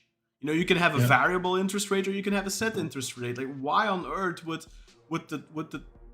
they construct a deal like this that has a variable interest rate? That makes no sense to me. Is it because of the size of the loan, or? Well, it depends how they agreed back then, right? I think back then some FX was changed into Turkish lira, so I think a lot of the clubs had loans in either USD or euro, and they changed it to Turkish lira. I think that was beneficial at the time. I think there was a period that was really beneficial, and that it didn't cost as much. And well, the rule is in the agreement, as far as I can see in the financial statement. Is that they tied it to the whatever the interest rate is at that moment, or there's a sort of a annually the rate is being determined, and that's based on the Turkish central bank's rates. So you're right. You can get a loan and you can pre-agree on what your interest would be. And if you tie your mortgage, let's say for a 20-year period, you'll usually pay a higher interest rate than, let's say, if you lock it down for 10 years, right? And then the banks, they go to the let's say to the market, and they lock down a loan, but they never lock down for you, let's say, a loan of 20 years. That's not how it works, but you have locked in your interest. So for these commercial loans, what they obviously then didn't do is they didn't lock in this, which makes sense, because that's not what you do for these company loans or these club loans. It could be that they've set it for, let's say, 5 years, or that it, from the beginning, was always this floating interest rate determined each year. And then even if it was locked in, I'm sure that the bank said, you know what, if the interest rate is higher than X percent or higher than this number, we increase it. There's an inflation clause. Because imagine if the banks would have locked in, or the Beşiktaş would have locked in, let's say, 5% interest rate, and then with this inflation, etc., then this loan would just disappear purely based on inflation. So I understand why the banks didn't offer. It was never on the table to have a low or a locked-in interest rate for that long. And something that Hüseyin Yücel mentioned as well. So we're paying like 50% interest rate, as you can see that. But he also said that we like 50% of the club's income is going directly to the banks. So is that literal? Are we literally like? Is that in the agreement that like everything the club earns, every 50 cent on the dollar goes straight to the banks? Or is that just a figure of speech in saying, well, you know, we pay 50 million a year to the bank, and we earn roughly 100 million. So, because I think the annual income of the club is 97 million. Last year was 97 million US dollars. And if you pay 50 million, then roughly 50% of what you're getting is going to the bank. Do you know that? Even more. Yeah. So the result is the same, right?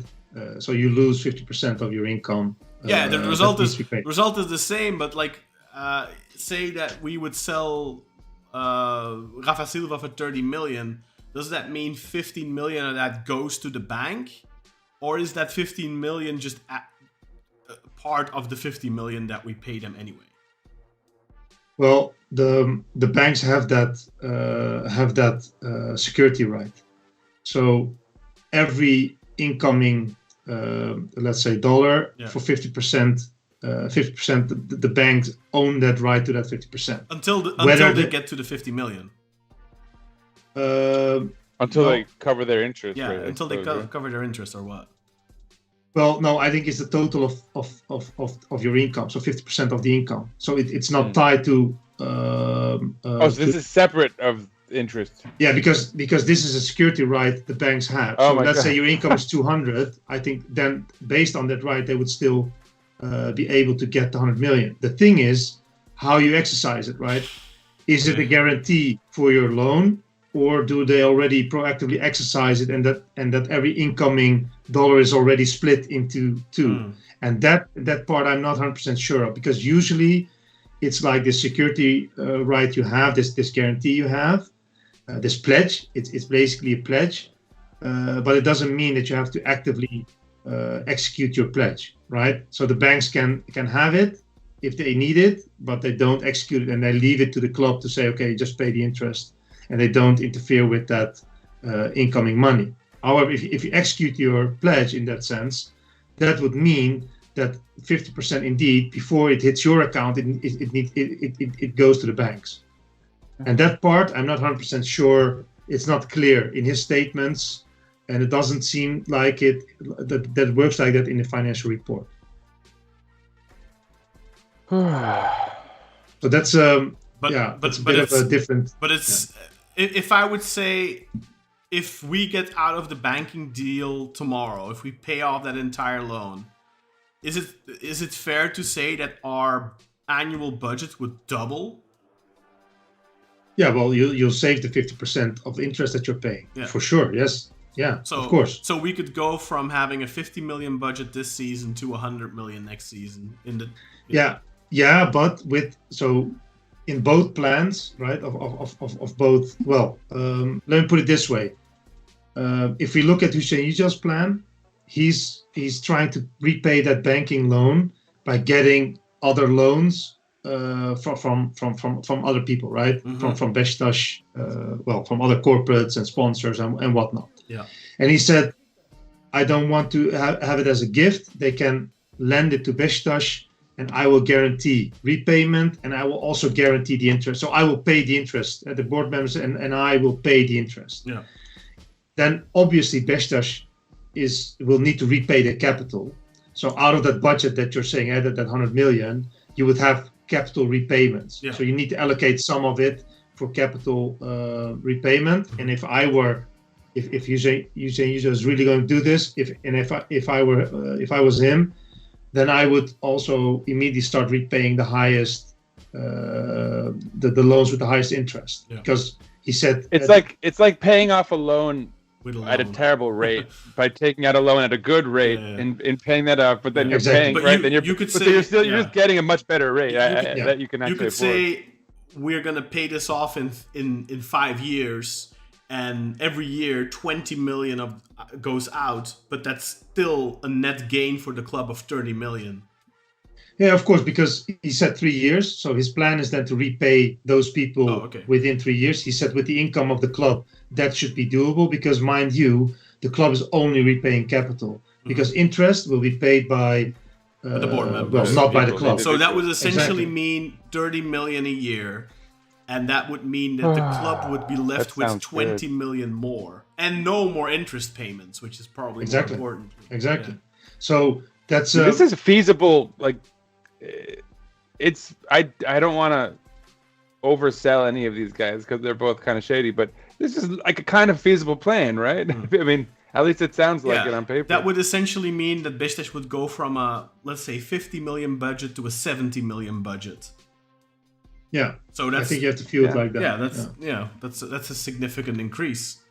And then on top of that, you're also like, if he brings in the new sponsors, that can add on top of the budget increase. So realistically, if he can get this done in the next 6 months, we could be looking at a 70-80 million budget going into next season. So there, like, with this plan, there wouldn't really be a need for, a FEDA, so to speak. No, for sure not. Yeah. No. So what's the difference then with Adali's plan? Because Yücel's plan is to pay this off with loans, individual smaller loans, 2-3 million a pop, what is Adali's plan? His plan is more focused on a project, a real estate project.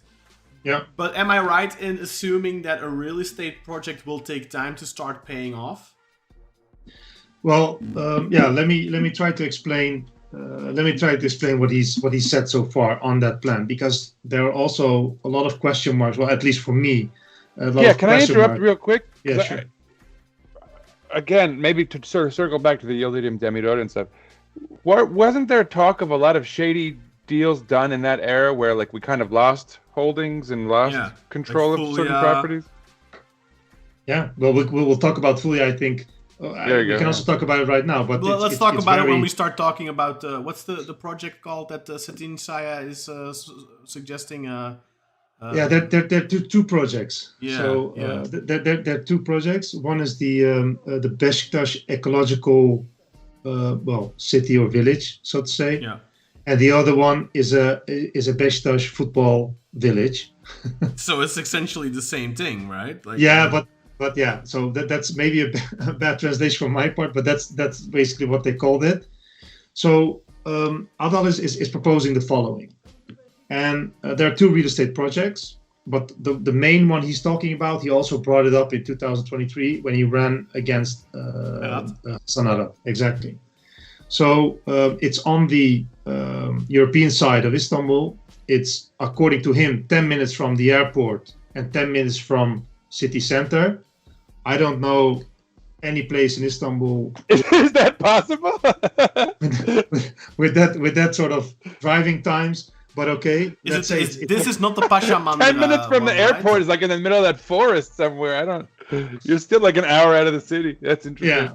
So what they're planning there, which is interesting. So there's a piece of land. Well, mind you, it's like they're talking about 80,000. Am I saying it right? No, 800,000 square meters. 80,000 square meters, and they're planning to build there 380 villas, and also to build a sporting area. So he wants to move the training ground of the main team to that area, right? So and then put the youth teams at what's it called? The training ground on the Asia side, where the 18 trains now. Right? Umraniye, yes, that's the one. So he wants to move the youth teams to Umraniye, and he wants to move the main team to the. Well, that would actually be interesting because, right? But I do think most of the players live on the Asian side right now. I don't know, but so. But that's what he wants to do, right? So, what to me? So he wants to go for that project. They want to buy additional land and then get the permit and then get that project going. He's saying that project would yield for Beşiktaş alone between 150 to 200 million euros. That's a big. How so? There. I mean, so this is based on renting villas? No, it's just selling it. This is going to be sold, of course. Yeah. Selling. Okay. He's going to sell that. Yeah. Building, housing, luxury housing, and selling it in Neverland in this magical place that's both 10 minutes from the airport. The villas would be sold, and then the complex would be owned by the club. I suppose. Yeah. So, well, he said that will be gifted. That plot of land and the compound that will be gifted to the club. The project is to be financed by Adal and his board members. Yeah. So the financing the whole real estate project. So Beşiktaş does not have to put any money in. The club doesn't have to put any money in. But would the club assume liability? I don't think so. He didn't say anything, but I don't think so, because my biggest question mark is what is Beşiktaş interference with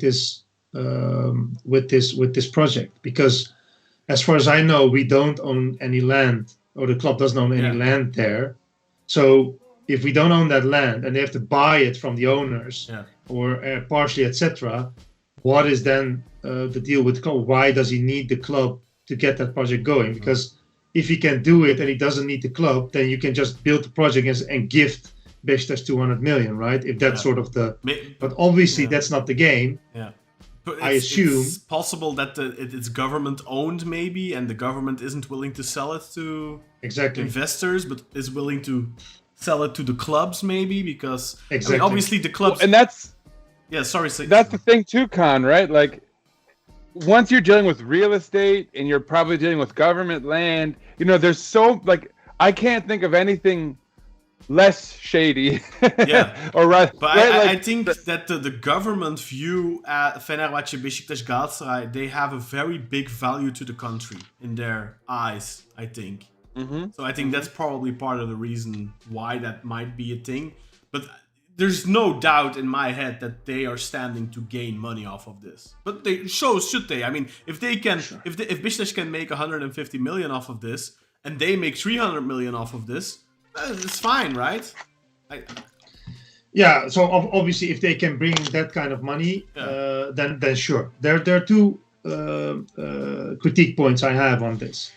One also, is, should they be getting wealthy off of the club's name? Well, honestly, I mean, if they are is that what they're there for? for? But if they're putting their money on the line for this, and Beşiktaş aren't paying anything, they're just using Beşiktaş's name, like you say. I think that's fine. I think they should be able to make money off of it as long as the club gains from it. But like, I guess my issue is with your margin there, right? Because if they're making 300 million, the club's getting 150 million, right? That means that they've basically. Yeah. But you could see the logic in how they've done this to just make a ton of money, yeah, but and then like you can also is say this a you can also say the profitable club venture for them? got a free complex plus 150 million.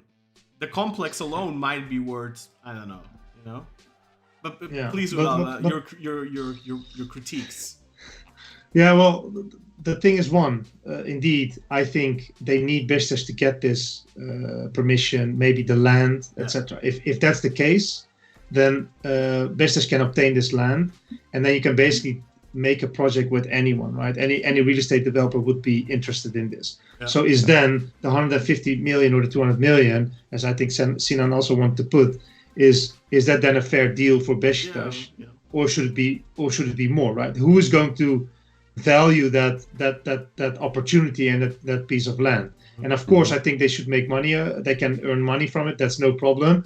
But how are you going to do the valuation if the president is going to sign on behalf of kind Beşiktaş? of a conflict of interest, right? Exactly. Yeah. You'd almost rather hire a neutral, service to take care of this. That just if their goal is to make money and a profit, that's fine. You've paid them. That's what they're going to do. But if it's the president who's sort of moonlighting as president and the guy who's profiting, right? It creates this weird. There's the correlations with the whole Fulya thing, because Fulya was supposed to bring in 20 million a year for Beşiktaş.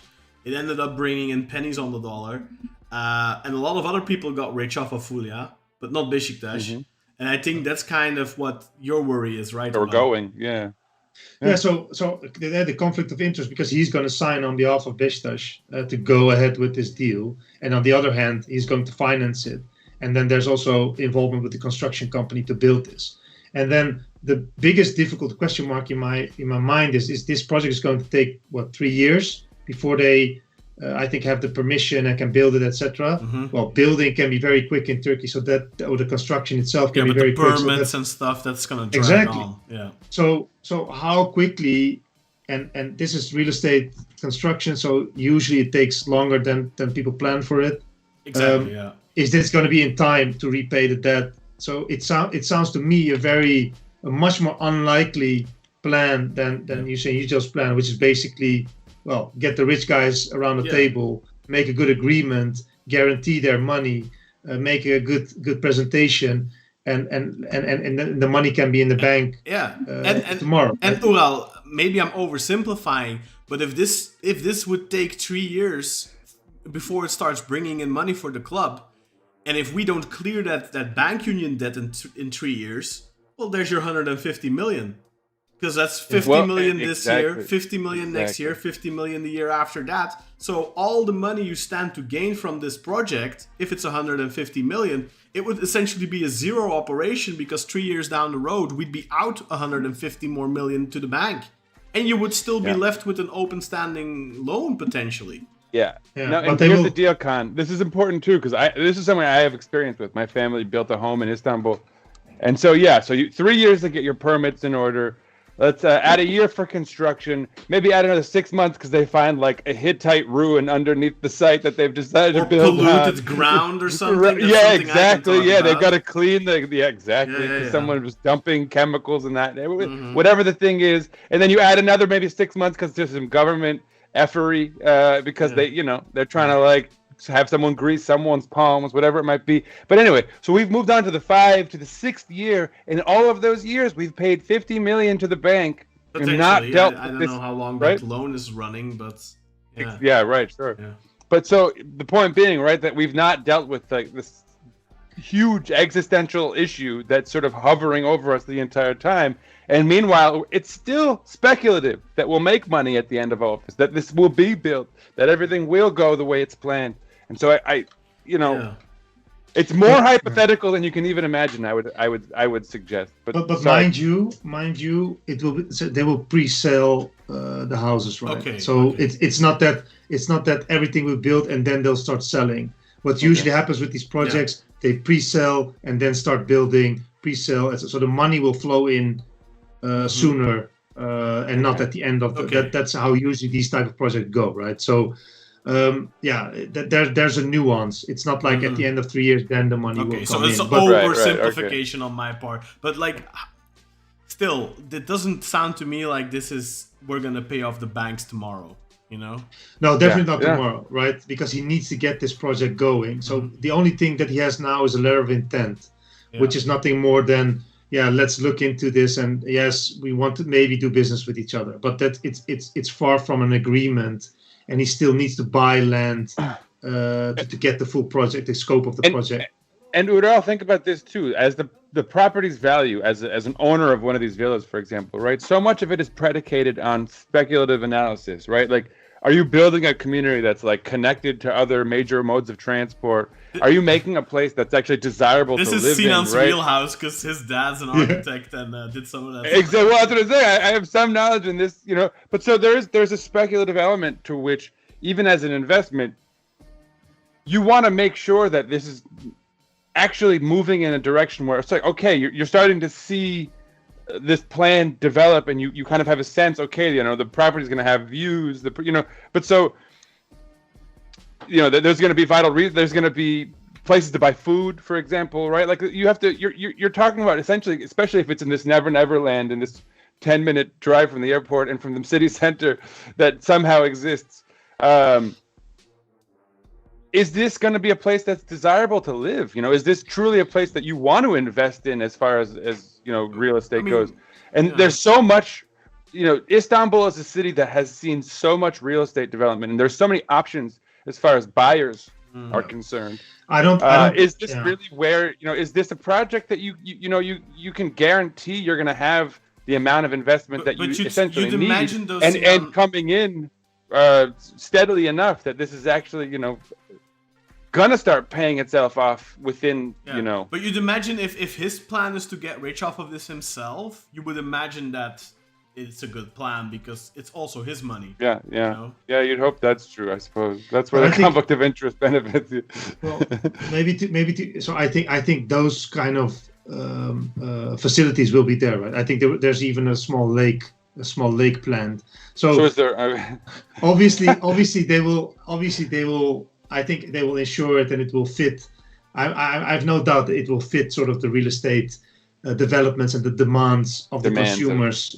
So I don't think that that's an issue, and I don't have an issue with the project in itself apart from the critique points. But the thing is, I don't see it coming in time to relieve the club.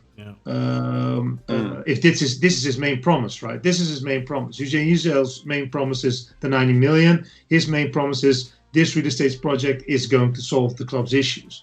And it can be right, but what are we going to do in the meantime? Because in January we have to pay 15 million, at end of May another 35 million, and then the transfer sums which are due are to be paid in June. He needs liquidity until that time to at least have the club in a financial stable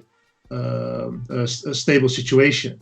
So where's that money going to come from? And he sort of avoided those questions when Hüseyin Yücel said, well, I put up the 50 million. Where are you going to put it up? And he avoided that question.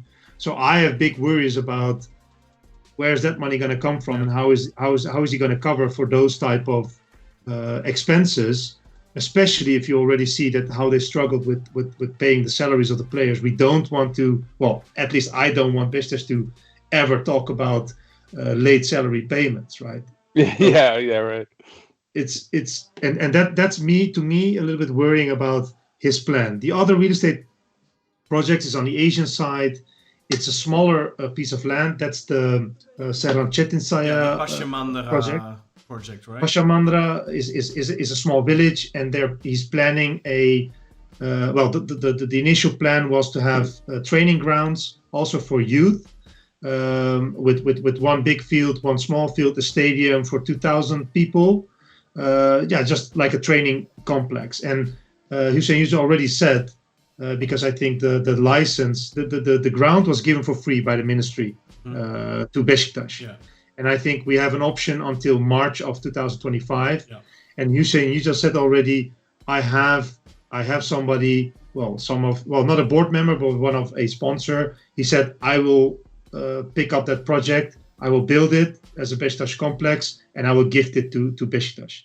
So he will make use of the opportunity. And I think equally, Adali can do the same. He can also make use of that project, but it will not gain any financial proceeds. Won't make him money. Yeah, but it will gain assets for Beşiktaş, of course, and you have another training ground. Mind you, I think it's quite far out of the city. So if you're going to send youth teams there, how does that going to tie in with their travel time, going there after school, whatever? Just a practical point of view, it's quite far from where they're going now. And where's the earning potential there? Because Serhan Çetinsaya is somebody I know he's quite involved in making money. So how do they stand to gain from that? Because that's also clearly something that the Beşiktaş name is needed for, because he seems rather desperate to get that project off the ground.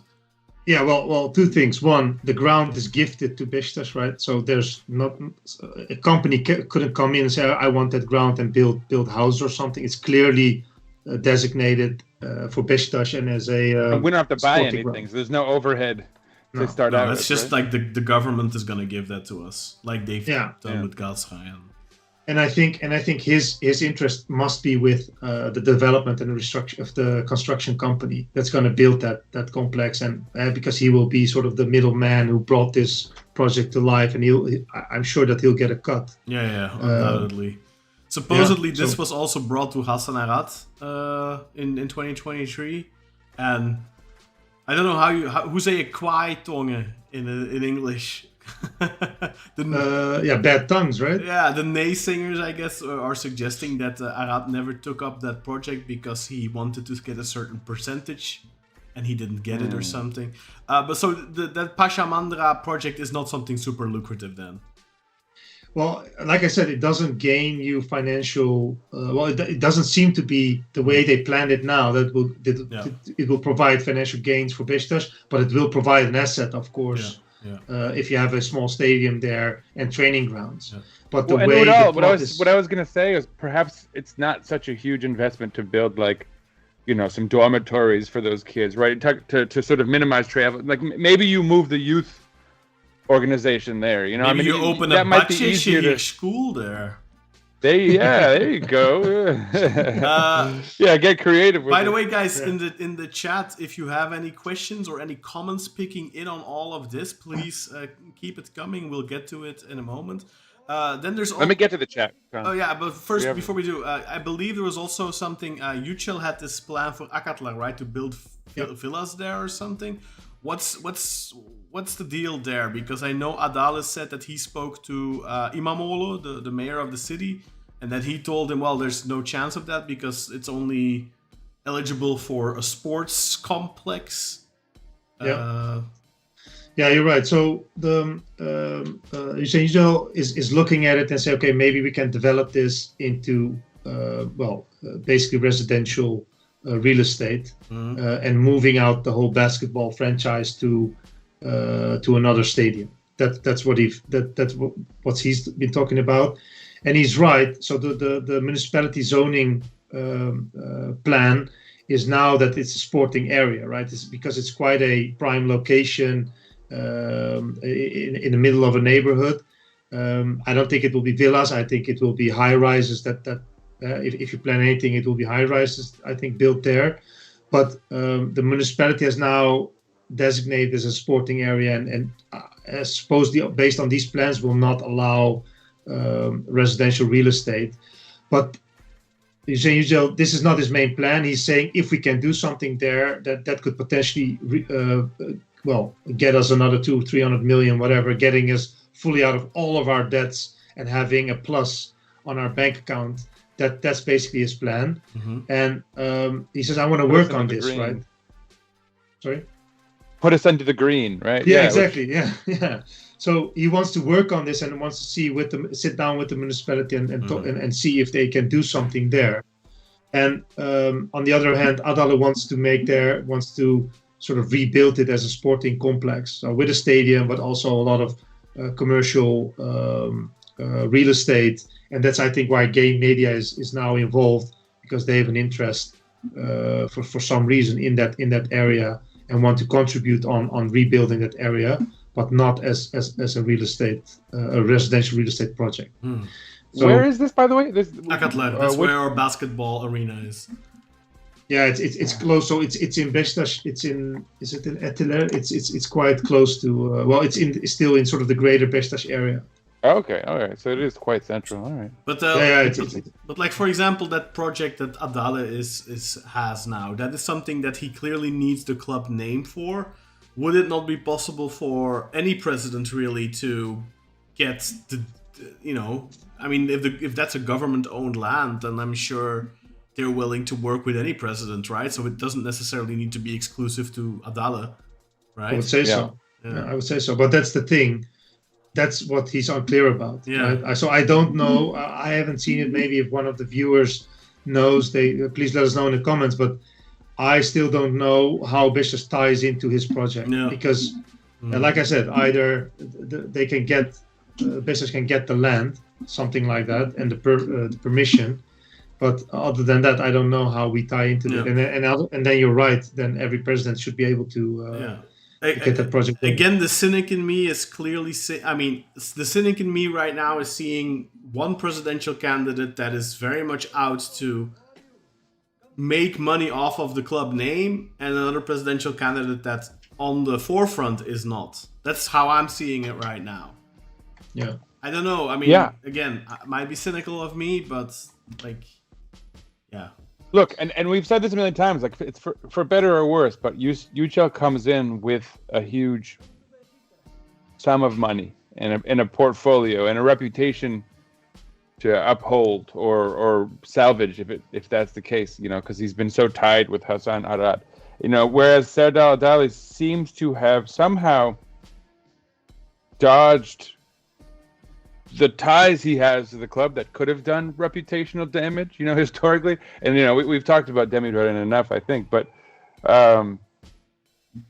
and he is almost in a way trying to both build a portfolio for himself, as well as, and I'm not necessarily opposed to the idea of benefiting the club and kind of like, yourself at the same time. In theory. I don't mind that myself, but I don't know. I kind of feel like, but it's almost like it shouldn't be like a joint venture, like that. And I think Ural, that's kind of where you're going with with your first criticism of his plan. Like, we're not creating like a pop-up shop so we can all make a little money, like short term, right? Like, what we're trying to do here is build out something that will benefit the club long term, and I think plans like Adali's could be achieved by almost anyone with some kind of like entrepreneurial spirit, and a little bit of financial backing. But, you're probably more likely to have more success doing those types of things with someone like a Yücel who has money and is trying to kind of bolster his reputation via the club, like rather than like make a life out of it, a living off of it. But the thing is, Sinan, I think until now, no president has really sort of added to the club or left without a plus. Maybe apart from Süleyman Seba. But Orman Yeah. built a new stadium. I think that's still. Fikret Orman has come out of these last 20 years. He took a dip, obviously when things fell apart, but his sort of magnanimous statements, in the build up to this election, when you look at his legacy long term now in retrospect, yeah, he does come out looking a lot better than I think he would have, let's say a year ago. He added a huge asset to the club. Let's be honest, with the new stadium. No, for sure. But I think he also benefited on a personal side. Social status, political influence. It's not only money, but I'm sure also money. So this position, being president of Beşiktaş, they gain a lot with it. Nobody's doing it for, well, until what I've seen so far, nobody's doing it for the love of it. Right, they can all gain from it, and that's a little bit the problem with this position. And I'm sure Hüseyin Yücel has sort of has also something to gain from it. But I think with him, I feel less. Yeah. Well, on the financial side, he's less. He doesn't need it. He doesn't need the money. Yeah, like he's already a billionaire. Exactly. You can wonder what he stands to gain from it. But I also wonder, like for example, like Ahmet Nur Çebi, like. What did he gain, really? I feel like he's one of the most hated people in Turkey now. Yeah. Don't underestimate it, I think, because also the context that you have, right, as being the club president. Imagine this. Hasan Arat came into office, and I think, was it before the summer? He went to Ankara, met with the president. Those doors open, right? If you like it or not, it doesn't matter, but those doors open. You have the ears of the ministers, it provides you a lot of network. Yeah. Definitely, yeah. And once you get, that's a very good point. So we get to some questions, Sinan? Yes, sorry, family just arrived. That's why I wandered off there. We just got a bunch of comments coming in. Yeah, the conversation was getting quite interesting just there too. So Grey Wolf says Ricardo Quaresma, Hugo Almeida, Manuel Fernandes, Simao, and Guti transferred by Adali. Not to mention all the managers, Del Bosque, etc. 6.7 million in 2007. I suppose that's maybe what our debt was. Ben? Yeah, could be. I'm not sure. Sorry, what? How much? 2007. 6.7 million in, I don't know the currency or well, I googled it the other day. Our total debt in 2004 when he took over was 25 million lira. I do think that's adjusted though, because I don't remember exactly when they introduced the Yeni Türk Lirası. That was around that time, I think, but I remember when I went to Turkey in like 2003, you were still paying with like a million lira bills. So it must have been after that. So, I mean, YTL-wise, the debt in 2004 was 25 million. When Demirören left in 2012, it was 460 million lira. But, I mean, I know 460 million lira right now seems like nothing because now we have 12 billion debt. Yeah, right. But 12 billion debt right now is 296 million US dollars, 296, and 460 million Turkish lira in 2012. That's like 180 million US dollars. And a lot of the debt that we have accrued in the last decade since then, a lot of that has been like interest payments and stuff like that. So the debt created by Demirören has required the club to take out bank loans that have only further put us in more debt. So when people are talking about, like for example, now the 100 million that the debt increased under Arat, like a lot of that was still things rolling over. Compounding. Yeah, compounding and rolling over from the previous board. Like, Ural, maybe you can go into depth a little bit more about that, because that's something that they're throwing out there now, like, oh, Arat increased the debt by 100 million. And I don't want to be defending Arat here, but I mean, that's... Yeah, I mean, any sort of lame duck, you know, if he was sick, for example, and could be less hands-on, I mean, that's what would happen with debt, right? It would just keep accruing and compounding, so... I think Grey Wolf is saying 6.7 million payout for Del Bosque. Oh God! Yeah, okay, yeah. I think we were. That's Yeah, we had Del Bosque got Yeah. a bunch of money from us. Matteo And that had to be euros yeah, too. Matteo Ferrari. There was a bunch of people with CAS cases because their contracts got terminated or whatever, but never got paid out. So, Del Bosque, Ferrari, and a bunch of other people. That's a lot of money that all adds up as well. And let's not forget, this board, this previous board, had to also deal with people like Victor Ruiz. Was it Victor Ruiz? Victor Ruiz, I was right? going to say Victor Ruiz, yeah, Tyler Boyd. They had cases against the club and had to pay those out as well. That accounts for like 5 million euros right there too, or more. That's right. All right. Yeah, it was a deleterious era. Do you want to get in a little bit on the 100 million that they're throwing out there, like shortly maybe? Yeah. So let me do a few more comments, Kaan, because I don't think they're gonna divert us. Okay. But just so we can, for the sake of getting through them, Ali Vonal said banks won't lend a dime to clubs like Beşiktaş without very lopsided conditions. It's not surprising at all to me. I think that was in relation to what we said previously. I just don't understand. Like, Galatasaray is under the same deal. Like, how were they able to spend as much money as they probably spending? bought their way out of it. No, they're still in it. No, they're still in it. They're still paying. Trabzon got out of it. I think Fener never entered it. Trabzon got out of it like a couple of months ago. Like, they paid off 75 million, like out of nowhere, and everyone was like, "What the fuck?" I think Fener never entered it. Wisely so.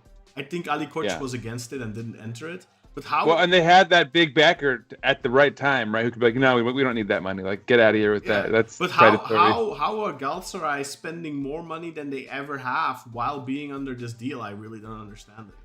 Like, all their little fancy real estate deals. You'd think they could pay that off. I mean, maybe right? it's, yeah. It actually suggests that there's something extremely shady. The fact they haven't paid it off. Anyway, Nathan Davis, this is a good question for you. He said, Ural. He said, so based on Ural's calculation, I assume it's simple interest as opposed to compounding, and that's regarding the 50 million I think that we're paying annually in interest.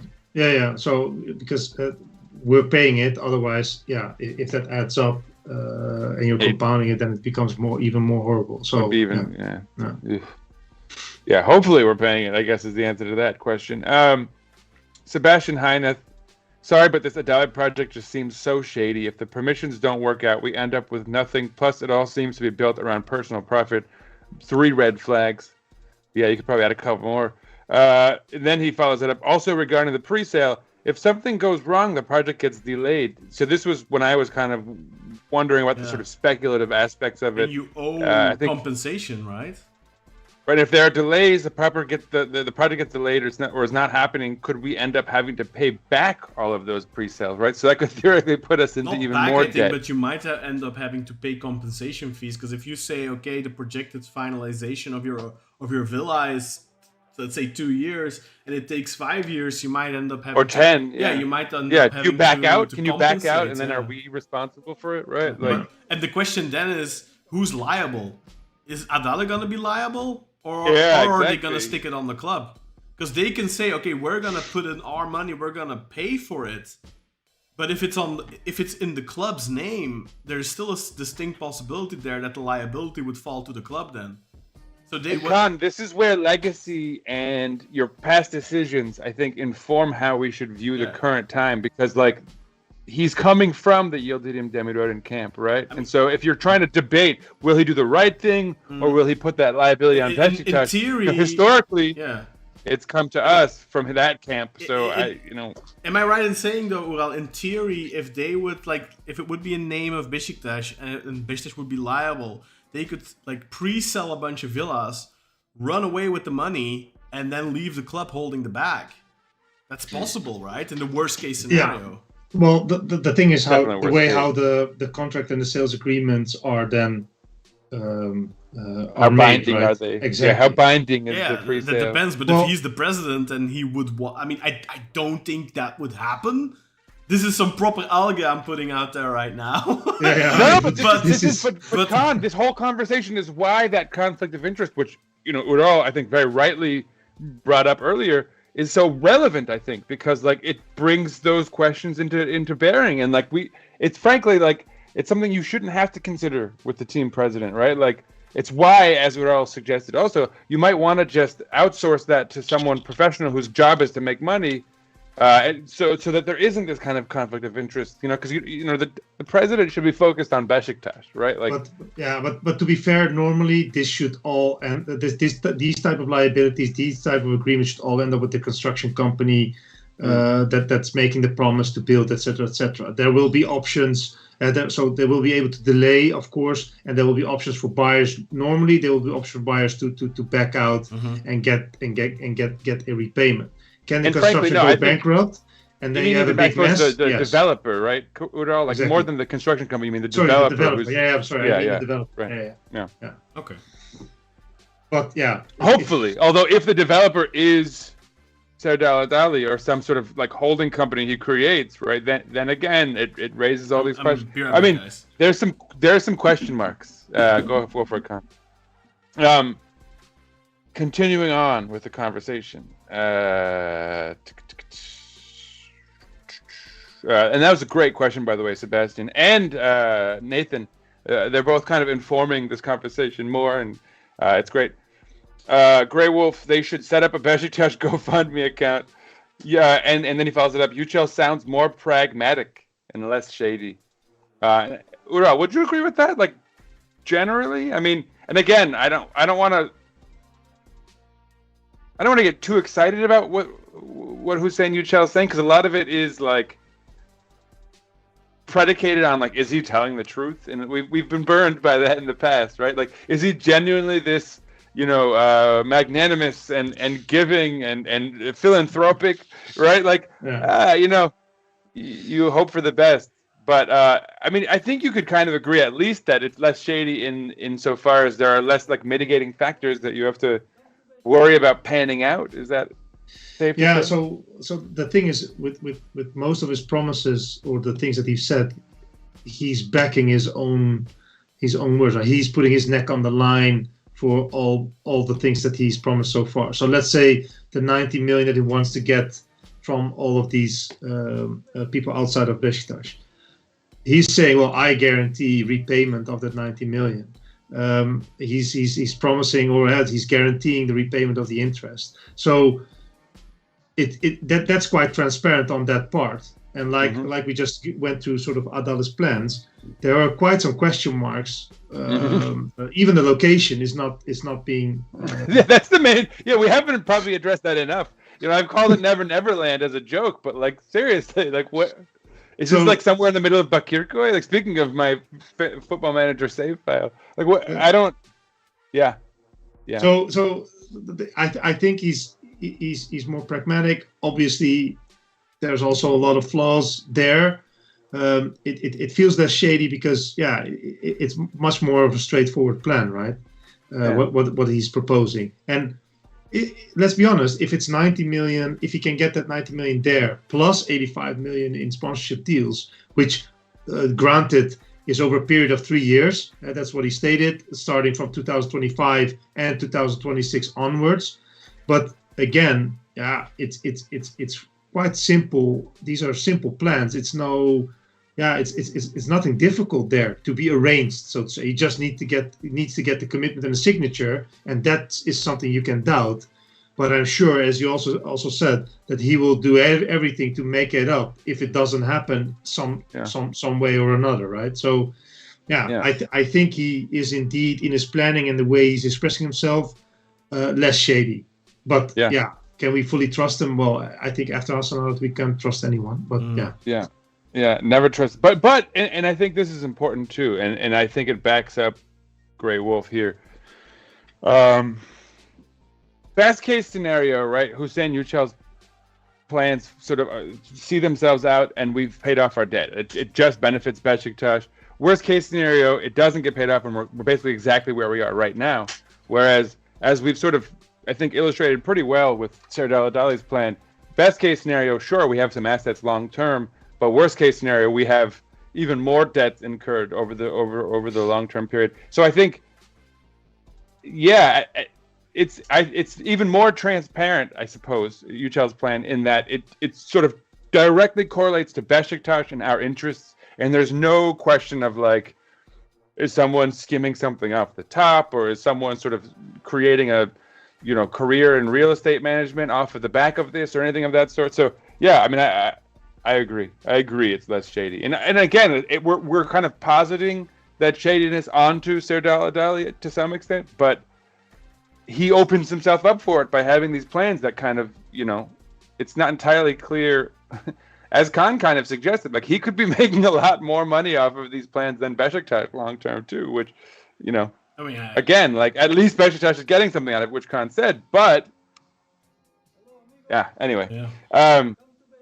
Nathan says, I was looking into how to buy Beşiktaş stock, but it seems really complicated from the U.S. Also, probably not a great investment at the moment. No, if you want to buy it, well, actually, it is a good time to buy it, I think, because they're probably maybe buy low, buy low. Yeah, but I think if you're buying stocks from a club, especially a Turkish club, you have to have like a love for the club, or you must be planning to take it over or something, because it's like the fan tokens, like who buys that? Don't expect dividend. No, exactly. You mean by like 75 children's Beşiktaş jerseys that I buy every season, Kaan? You mean I'm not going to make money off of that?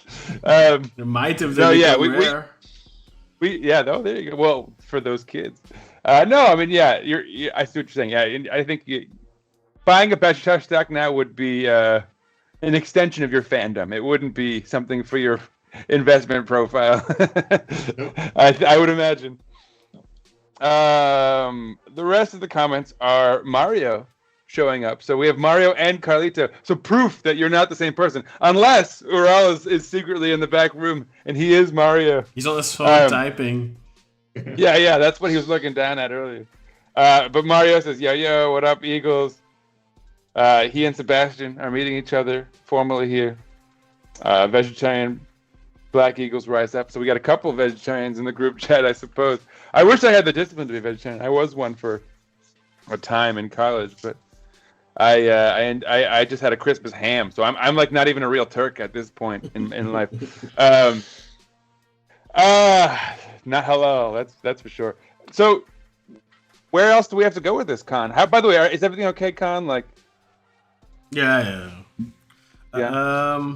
Shall we talk a little bit about what we think of the plans? I mean, you already said it. Yücel's plans seem to be more straightforward, but online, I'm getting the sense that most people are leaning towards Adala right now, and mainly just because of Yücel's affiliation with the previous board, obviously. Yeah, as the vice president, that's unavoidable. And Adala keeps playing that up over and over and over. And maybe he is lucky that our fans are younger, the online fans, especially online. Because I feel like,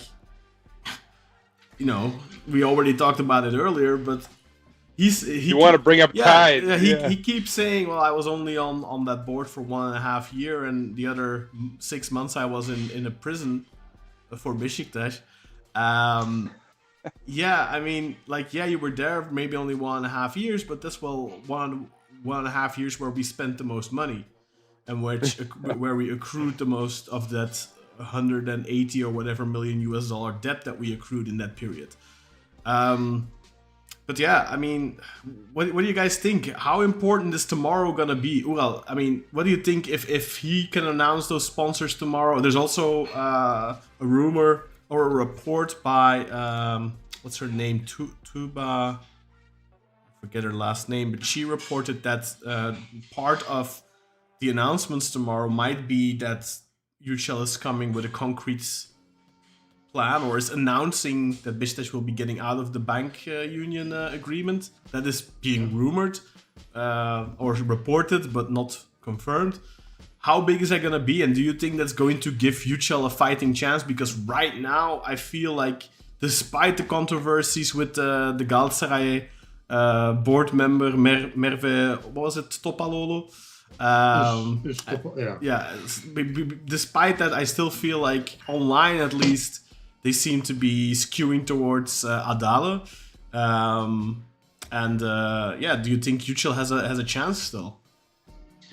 Yeah, maybe to add to make the picture complete, because you referenced it to it a couple of times, the 100 million that Serdal Adali put this in his campaign, right? That Hüseyin Yücel and Arad added 100 million a year, or within 1 year, sorry, which in itself is true, but it's skewed information because of that 100 million, 50 million is interest, as we talked about it. 20 million is taxes, and then 30 million was spent on, well, transfers. And out of that, if you want to sort of allocate out of the 30 million, what's then spent by Hüseyin Yücel, well, I think that you already gave that example. It's much less than that's being portrayed here by Adal, and I think he himself said it's like 7.5 million that you have to pay this year on transfer fee. So just to get that out there, because Adal is playing a lot with these numbers and with these positions. And also one thing, because I also found it very interesting with regards to the banking loan. He said to Yücel, why don't you transfer this banking loan back to USD or euros, which by law is not possible. And then would be terrible anyway. he backtracked on it, and he said, well, at least we should talk with the government, and maybe they can do for the part that we receive that the FX income. So let's say we get payout from UEFA, at least for those parts, let's have our loan then changed to USD or euros. But by law, it's not possible.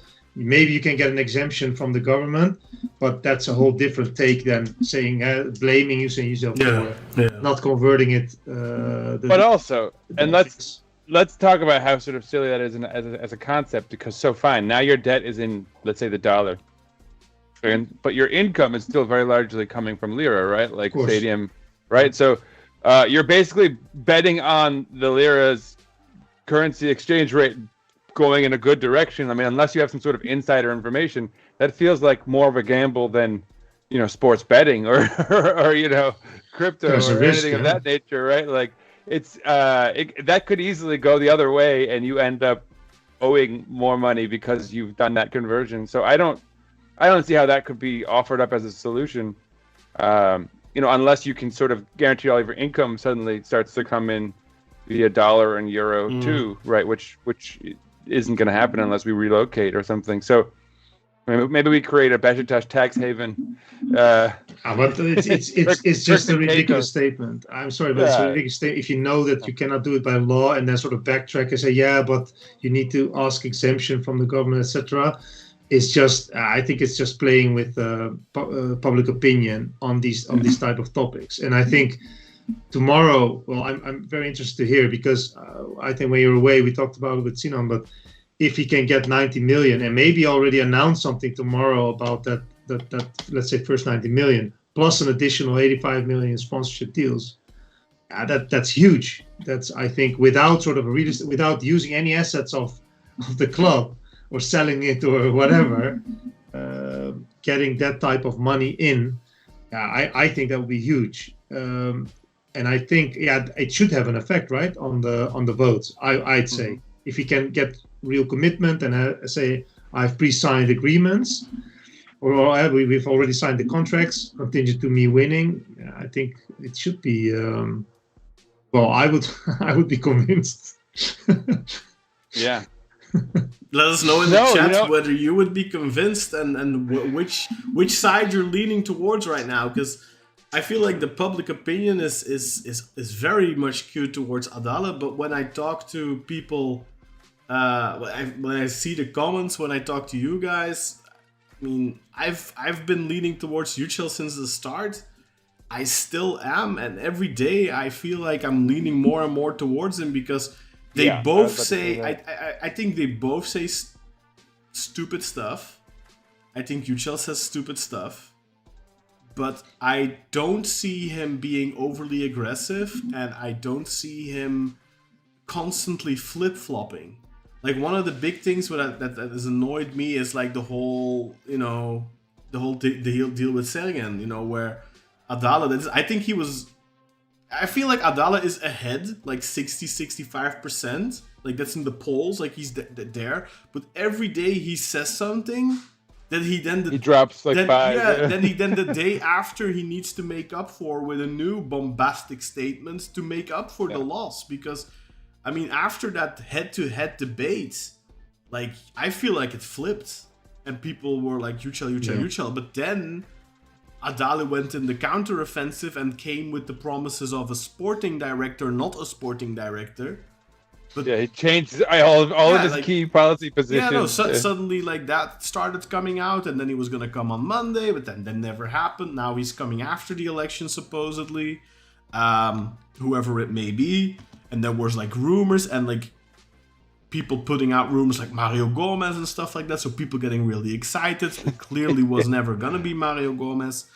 By the way, talk about a little bait and hooks. Like, this is a thing that has, it's coming soon. Like, stay tuned just before the election. And, it's going to, a couple more days. Just wait it out, the holiday season. What are you going to do? You know? Yeah. But, like, and then you see. Just so happens to wait till right after the election. And you see people like, for example, very influential people like Murat Özen, for example, saying stuff like Mario Gomez would be a huge deal. But Murat Özen knows it's not gonna be Mario Gomez, so why is he even saying that? So they like are deliberate. I feel like they're deliberately leading the fans on, and like going into the hype and going into all of that. And I don't know. I mean, do you guys have a feeling like the media is skewed towards one or the other? I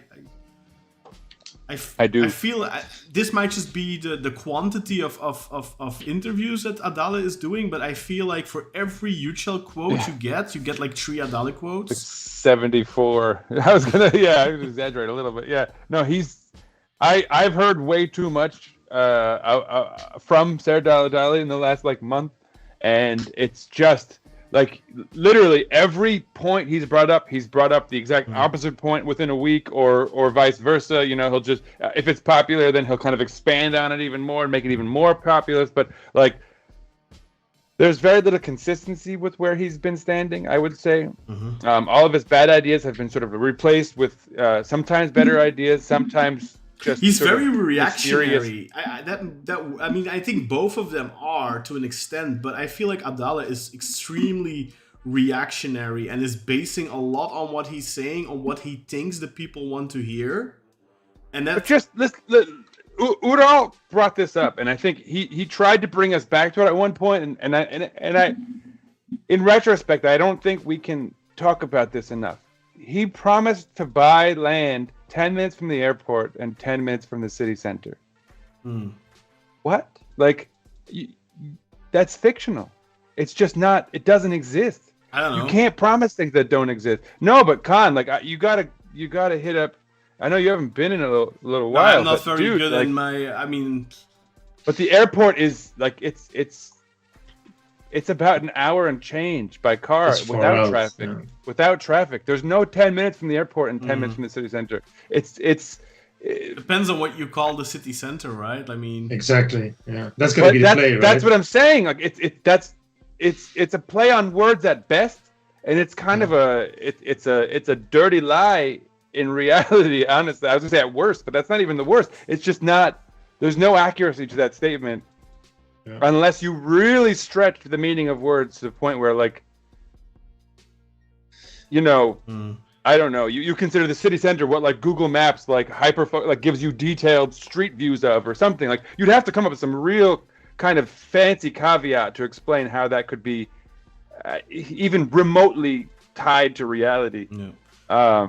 And I think the same thing goes with, like, the currency exchange thing. I mean, he's proposing fantasy in some cases. And so, look, I came into this, I would say, honestly, I came into this against Hüseyin Yücel because I thought he was too bombastic and his media training, like he lacked decorum. Yeah. And Serdal Adali, I knew he had these ties to what I consider to be the worst crime in our recent history as far as accruing all that debt. Crime. Sorry, I'm gonna get sent to the jail or whatever it is. But you know what I'm saying. Theoretical crime, white collar crime. No.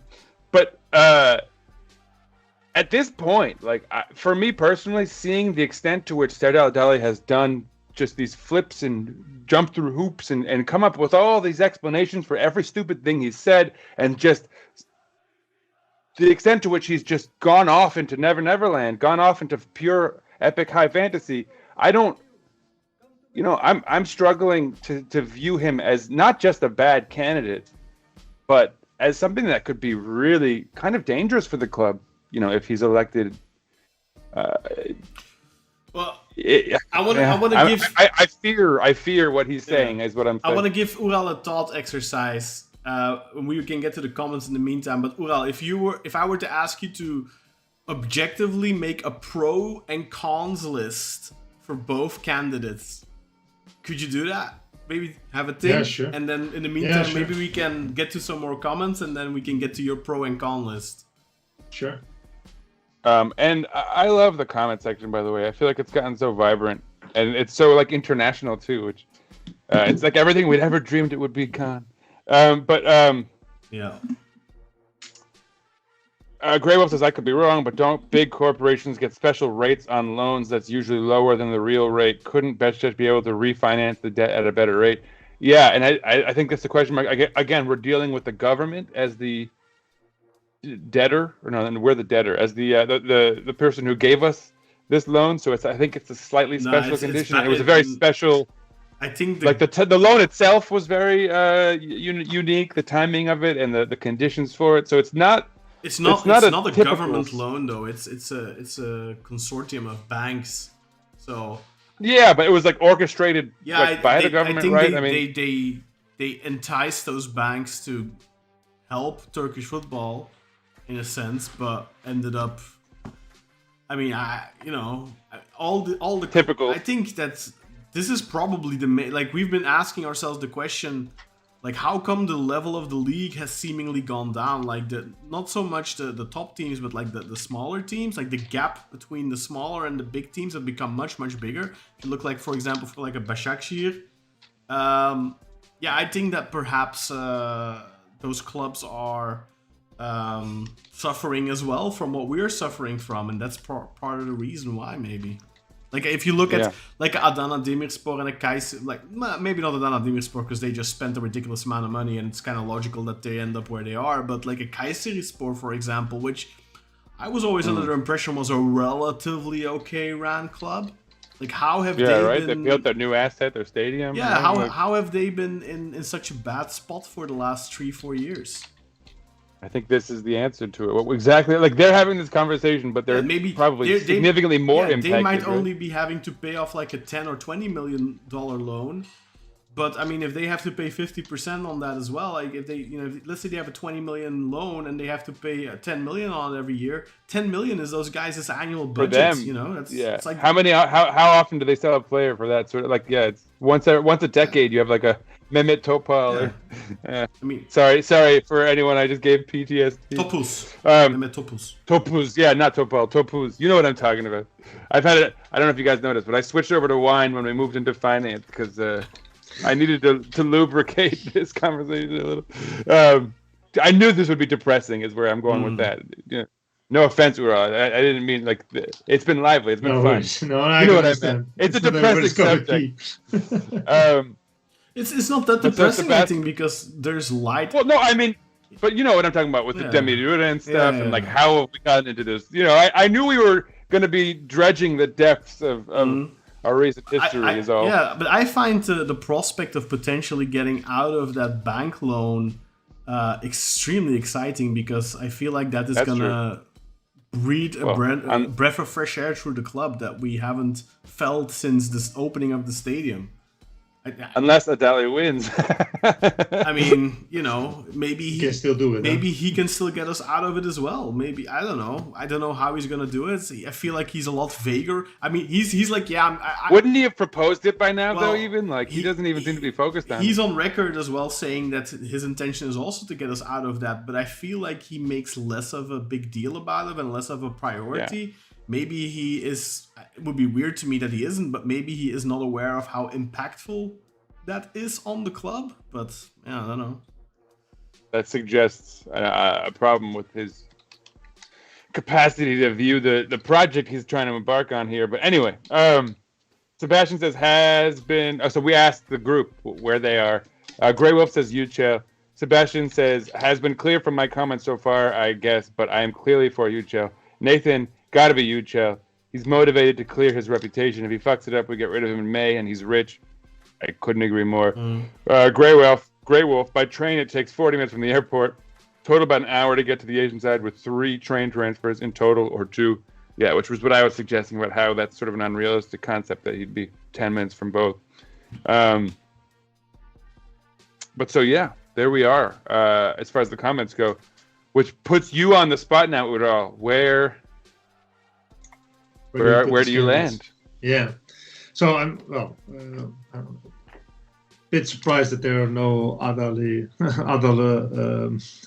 supporters, but maybe you I can try convinced to, them. Maybe you convinced them. Yeah, Maybe I you've can just done convince them. such a great job here of presenting the information. So I think, well, to start off with Adal then, and I'll start off with, well, in my view, what are the negative points? Well, I think he's very old school in the way he wants to go about things, in the way he acts in these interviews, etc. Mm-hmm. He's very dominant, so he doesn't let others speak. He appears to be very gentle, but if you look closely, he's very dominant in his interviews. Oh, yeah, and he that annoyed me a this- lot during the head-to-head interview, how he was always interrupting. Yeah. The journalists do not get the room to sort of ask questions or even expand on their questions, and I think some of them did a very bad job not to sort of really drill down and sort of stay put with their question. But okay, he's a very dominant character, and you saw it the moment when he doesn't like it, he becomes a little bit well, yeah, exactly.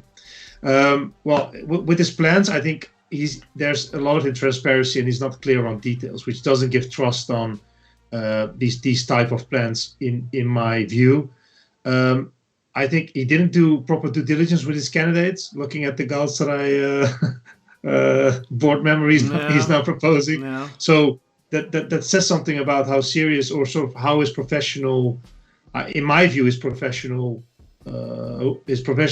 is, and his team around him, because this could have been easily prevented. I could have asked candidates, is there anything that could incriminate you or the club or me, etc., and then they would have said no, and then he could have had something in place, right? He could have said, well, she told me, etc. So it just shows how not the level of professionalism is not the way I would expect from somebody in that position. But coming to the I think more the positive. Oh, sorry, there's one more thing which I was big question mark for me. He said, I'm going to bring in 3 transfers in January to the club at no cost for the club. So what does this mean? Are people going to donate money? He's going to spend it? Is it going to be a loan? Is it going to be an investor holding the transfer rights to the player? So are we going to get into a deal where 50% is owned by somebody who's going to fork out the money or something? So exactly. So what does it mean? It sounds nice, right? Everybody says, well, he's going to get us 3 transfers at no cost. But what does that actually mean? The same with, I'm going to get 18 to 24-year-olds as my main target for transfers. But we all know, I don't want to get into it, but we all know how difficult that is as many clubs fight for that type of player, right? So yeah, they're expensive and also very difficult to get good ones. I mean, yeah, exactly. Like, are you compromising on quality just because you want to get younger players? You know. Yeah. It sounds nice, and that's sort of a bit of the fantasy land remark of Sinan, which is spot on, especially for this part, because yeah, it sounds nice on paper, right? But where are you going to find them? 24-year-old, they have arrived in their career, right? It's not like they still need to prove themselves. They already started to, well, the most important part of their career. You can get plenty of good ones in the Eredivisie or in the Belgian Jupiler Pro League, but then you're paying top dollar, you know, like exactly. Yeah, that's the thing, right? If you've heard of them to the extent that you're going to buy them, then so has probably the rest of Europe. Yeah, exactly. I mean, you can still get bargains. Don't get me wrong. I mean, of course. Look at that kid that Feyenoord got that we were also in for. Apparently, I forget his name now. The Moroccan kid. I think he's Moroccan at least. I think he came from Belgium, from Dance maybe or something. I don't remember exactly, but yeah, I mean, he did. I think Feyenoord got him for 4, so it's definitely possible to get players for at a young-ish age, good fee, and then for them to immediately deliver on the highest level. But yeah, it's not a given for sure. I mean, look at Mucci. Mucci is that type of transfer, and that's the type of transfer that Adali is shitting on. Yeah, exactly. Well, and then he also said, I think, like about a week after he made that promise, that like the coach should be the one who has, and maybe that's Sergen Yalchin speaking through him, but that the coach is the one who should really make the decision. So you can't make these transfers. Yeah. But so like he's, again, it's an example of that. Like he'll say kind of whatever the context requires. Then you have Sergen saying live on his show he watched 6 or 8 matches this weekend, and he never watches that much football because he doesn't really like to watch football. And you're gonna trust him to then do the transfers? Like he's gonna watch some YouTube clips, what he did with Gezal. You know, they offered Gezal to him, and he watched some YouTube clips, and he said, "Yeah, sure, bring him." Why not? You can get lucky. It worked out. But as we all know, watching a YouTube clip from a player, you only see the good stuff. Like if you make a YouTube video from Arthur Masuaku, probably isn't going to include all those goals he gave away, you know, unless you want to see it back. I mean, you could find that, but like that's probably not the one they're going to show you. Yeah, exactly. And it's the same on like Y-Scout. Like Y-Scout gives you a lot of footage, but it gives you positive highlights of players. It doesn't show you their weaknesses. At least the footage that you get to see. Like you can watch full matches, but then you have to watch full matches. If you're only if there's only one to watch, they have highlight reels of these players on Y-Scout, and that only shows you the good stuff. So, but he'll have a scout. He'll have a German scout and a scouting team to make the analysis. Yeah, right? That's the plan. Yeah. So, and now on the positive side, I think, obviously he has a ton of experience within the club, right? In his past sort of decade that he's been with the club in official function, so he knows how to run a club. Although he was never the top dog, but let's say he has that experience. He has his network. He exactly knows sort of the political insides and outsides of the club, and he will never be sort of, let's say, blindsided, maybe as Hüseyin Yücel was, or maybe naive. That's not something that's going to happen to him, right? Those type of things, and especially the way Hassan Arat dealt with sort of the fight between Friedel and Aybaba, those type of things I don't think you'll see under his presidency. So that's something that he brings, of course, with the person he is, and I think. We talked about these projects. I think he really wants to do well for the club and do good things. So I don't think he has any sort of big or devious plan. That's just to speak sort of positively about him. I really think that he wants to do well for the club and he wants to leave his mark, so a positive mark, so to say. So I think looking at the pros. So these are my pros and cons. I think when talking about Adali, but yeah. I don't know how you guys feel about his pros and cons, but yeah. I mean, I agree with everything you said. The last point, I weigh that he wants to have leave a positive sort of lasting impact, and I think that should be the bare minimum as far as how they view things.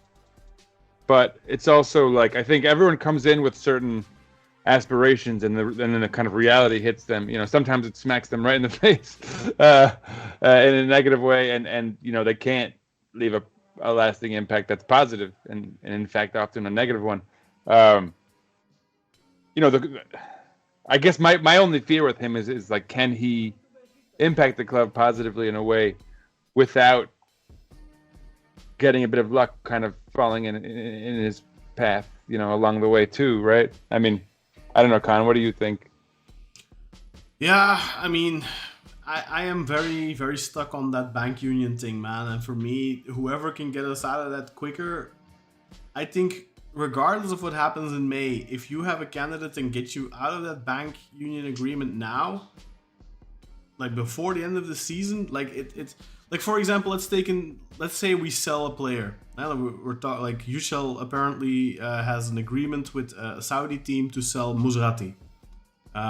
If we sell him now, this is with like an obligation to buy if they don't relegate. So if we sell him and he can get us out of that bank union deal, essentially then all that money would go to Beşiktaş. If he doesn't get us out of it, then like we'd only get half of it. You know, like everything, all the income that's gonna come towards the club in the summer,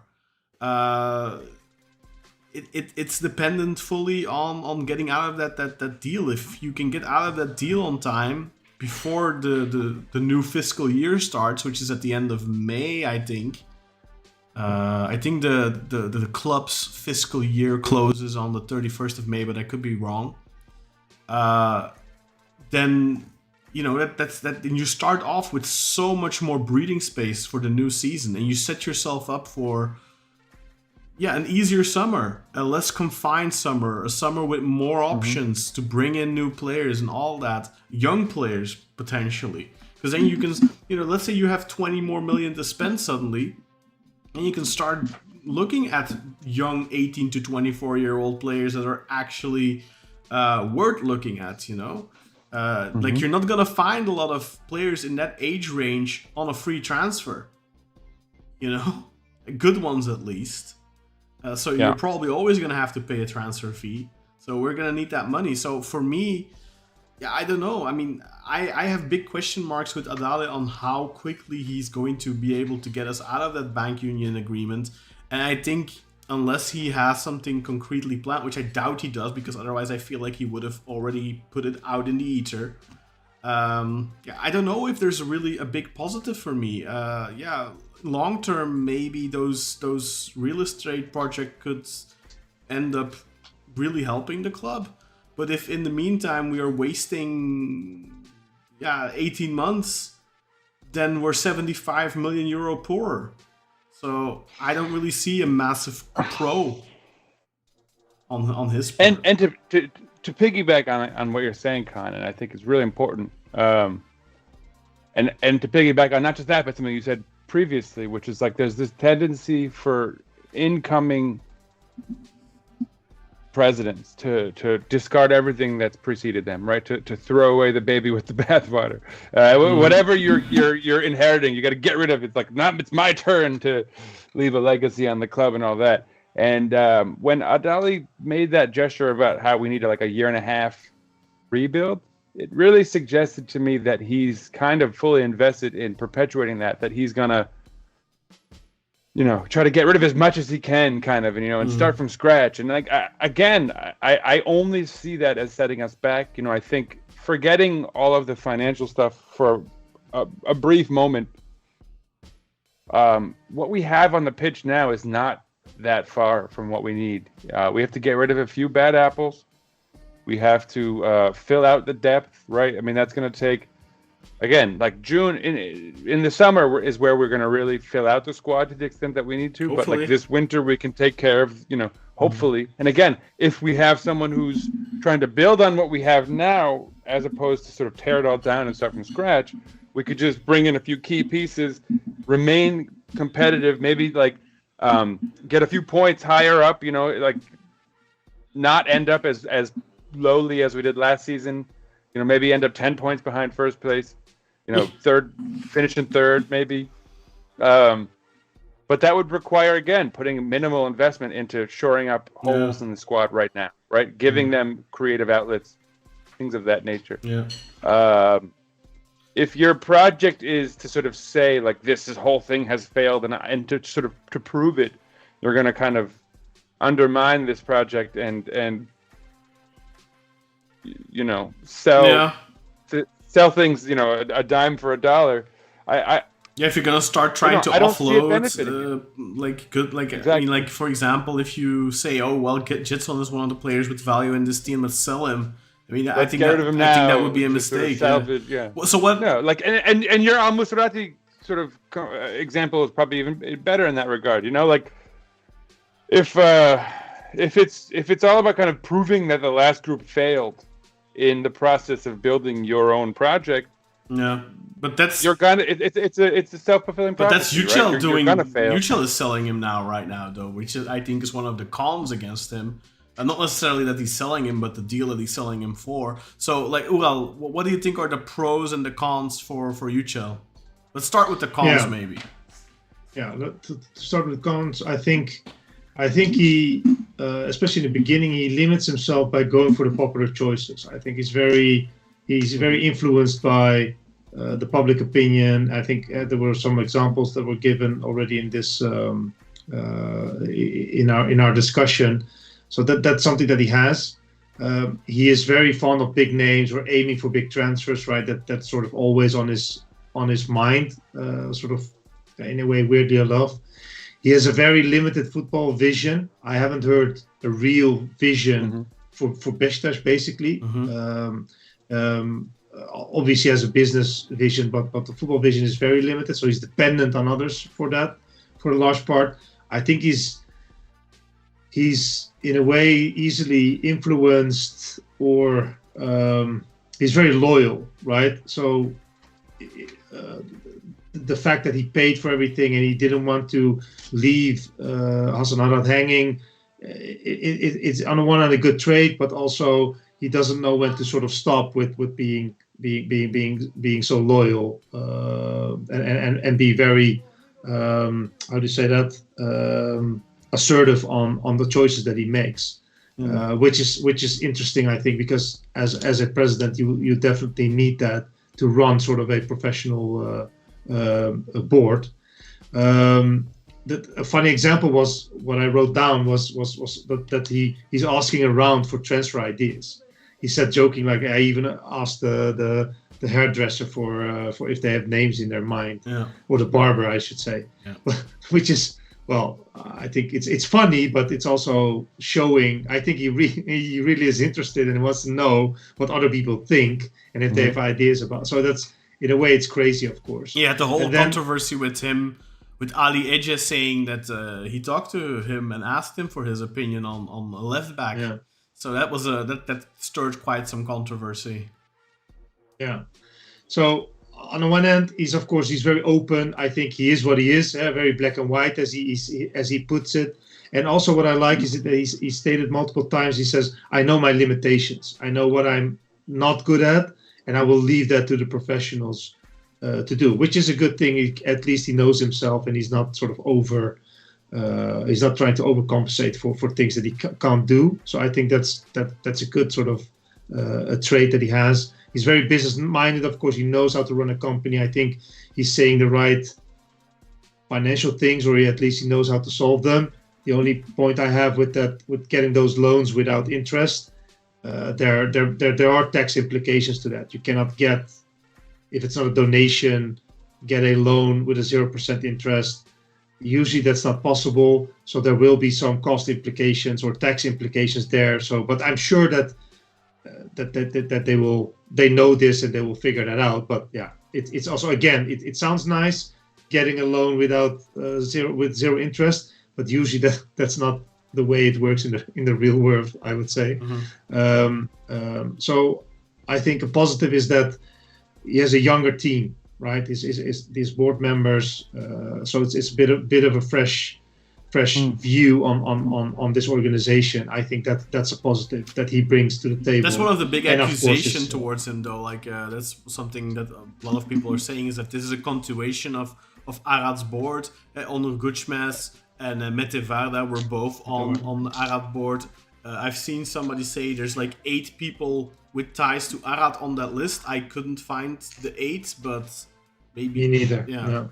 So, I mean, is that again people exaggerating, like making 3 into 8? I don't know, or yeah. Maybe these were people who supported Arat but weren't on his board. I'm not sure.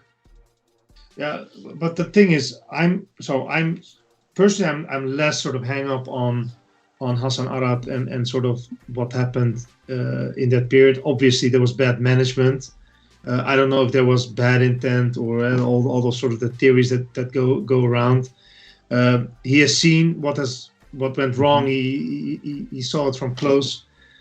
I'd say I think he has now the right mind how to solve this and put it the way he wants to do it with the backing of his financial means. So, yeah, I don't see that as too big of a problem. And if Metavarda did a good job, that's great. If our head of legal, Miss Alton Mimir, did a good job, that's great. Why are we changing out the legal team and now get a full new legal team that needs to go all back into all of these cases? There's a reason why we cannot solve these court cases of Fulia, because each president brings his own legal team. You need to go through all of it. It costs the club a lot of money, etc. So, yeah, I'm not too hung up on there's some continuity. Or how to say that? Continuity in Continuity. In there you go. Yeah. Yeah, in the team, in the management team, but yeah. Would you agree? Yeah. Would you agree with me?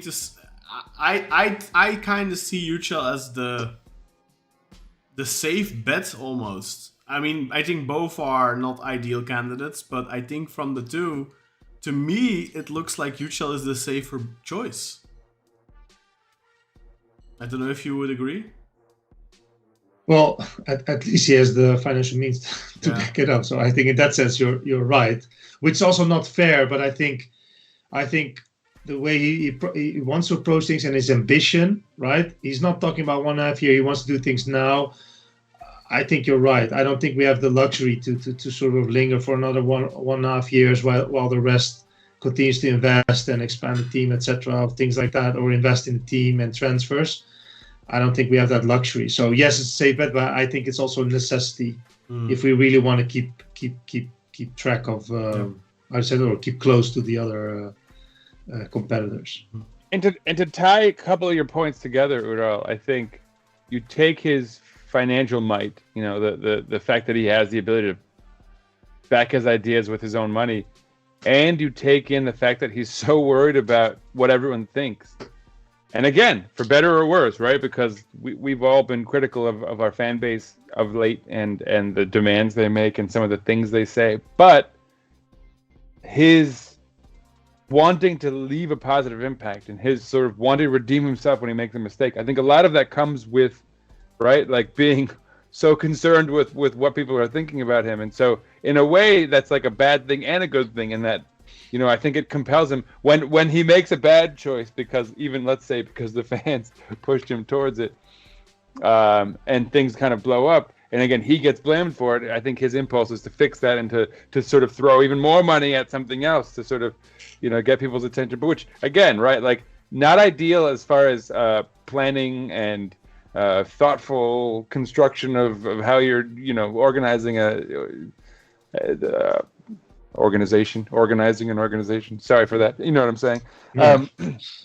But, I mean, at the end of the day, he's going to throw his financial might behind these ideas, and he has that might to do it with, whereas I think Serdal Adali, it's a little bit pie in the sky, and frankly, it kind of reeks a little bit of what we've seen, right, for the last decade or two at this point. As far as these like ideas that could theoretically pan out, but are just as likely to be sort of fall to the prey of. There's one thing I would say though. I have found myself I think Adala has ran 3 times, right? I think he ran against Orman. This is his 4th, right? I think so. So, and against Ahmet Nurçebi and against Hasan Arat. So at least the last 2 times, I have found myself on the side of the other person. So when it was Ahmet Nurçebi against Adale, I was pro Çebi. When it was Arat versus Adale, I found myself being pro Arat. So part of me thinks, I find myself now again being very heavily leaning towards Yücel. So part of me is thinking, well, maybe you don't know what's best for this club because the last 2 guys look how poorly everything else is blew up in your face. So yeah, maybe that part of me kind of has this curiosity to see what Adale will do. But then I also, well, to be fair, Kaan, time out. I'm gonna defend you in what you just said. But like, okay, Fikret Orman and Hasan Arat proposed viable, theories for growth and for how to develop the club from the inside out and all that stuff. I think the exception was Ahmet Nurçebi, where I'm guessing, is that right, Kaan? That was the one where you weren't necessarily like anti-Adali. You didn't really have much of a stake in it? I just felt like Adali back then, I felt like he was going to be coming in and wanting to do big, flashy transfers and all that kind of stuff, which also was the case last time with Arad. So you were against him then too? I was, because I kind of viewed Adali as a populist, and I thought Ahmet Nurçebi was going to be pragmatic and was going to do the right thing for the club. I felt like at least the first 1.5 years he did do that. But then after we won the league, I think he got a really big head and then started spending a lot of money suddenly, and then he got desperate to keep his seat and he started spending more money, but they spent it really poorly. I don't know what went wrong there, but also in the first 1.5 years, I do feel like that Ahmet Nurçebi board was very... I mean, other than that one summer where we got Weghorst, where I felt like all our transfers were like quick and on point, I felt like every summer with Ahmet Nurçebi was super, super painful. Like you were waiting until the dying seconds of the window for anything to happen. It was extremely frustrating. It really felt like we were like a homeless person on the street begging for table scraps. That's how Beşiktaş felt at the time. And the only reason I had asked you that was because I think I think anyone would be justified in supporting Fikret Orman or Hasan Arat over Serdal Adali, because I think Adali represented the establishment, and I think if you look at the club and the need for change and the need for a more modern approach of management and fixing the back room and professionalizing how we pay people and how we scout and how all of this stuff, I think you have to be looking for an outsider to come in and change things. With Çebi, right? I feel... and with ANC, well, I was going to say, with Ahmet Nurçebi, I honestly don't even remember having an opinion on who should win that election. I almost feel like we kind of stumbled into that organizationally, right? It was a weird time. I remember thinking that we needed to tighten our belts at the time because we were coming out of the Orman administration and we had like really big financial issues. But looking back at it, I feel like that Ahmet Nurçebi, and I know we won a title and a cup and or whatever, but like it feels like that was a surprise. I feel like we were super stagnant under Çebi, and I think in football stagnation is moving backwards, and I think we lost a lot of ground there. Even though we had the opportunity in that second season to, I mean, we were talking about it at the time, like we could really start on a new hiatus. We could go on on a hiatus, but like on a new run here where we could win back-to-back championships. I think, in the summer of 2021, when we saw the team we assembled, I thought we felt very confident in the fact that we were going to win back-to-back championships because our rivals didn't necessarily look super impressive. But then... And I think in part that's because we overestimated the squad that we had built, the kind of conditions that had gone into us winning the title the year prior. I mean, I think, which is to say, I think it's logical that we did that to some extent. But like I said, I found myself favoring those people over Adali, and now I feel like maybe I'm gonna, maybe my gut feeling is wrong again. How do you guys feel about that? I don't know. I said this, I think, last time, but that was the logic that gave the United States Joe Biden last time around. Where I was like, well, he's tried so many times, so maybe we were wrong about it. And here we are, like on the verge of World War III, and we've got like a totalitarian thing coming up next. No, look, I still think he was the wrong candidate those 3 times, and he's the wrong candidate now. I think that we were aspirational in our choices of the 3 that we chose, and maybe this 4th if we were to get Hüseyin Yücel. But I think it's better to be aspirational and to have hope and to be trying to do things differently and maybe stumble along the way than to kind of lazily default on how things have been. It's my take. What do you think, Kartal? Well, I just want to say that I'm completely not sensitive for the argument or subjective argument that he's tried 3 times, so let's give him a chance. I really don't care, to be honest. Well, he's trying. It's an election. If he wins, he wins. If he doesn't, then that's that, right? But I wouldn't give a vote because he's tried. Okay, let's give him. This is not. Well, this is an organization. It's a company. It needs to be run. It needs to be run professionally. I couldn't, all these. Yeah, but he's a friend of the club or things like that. I think that's hurt Beşiktaş in the past too much. So yeah, I wouldn't look at it. I think people need to keep that sort of business mindset when making these votes. I would say.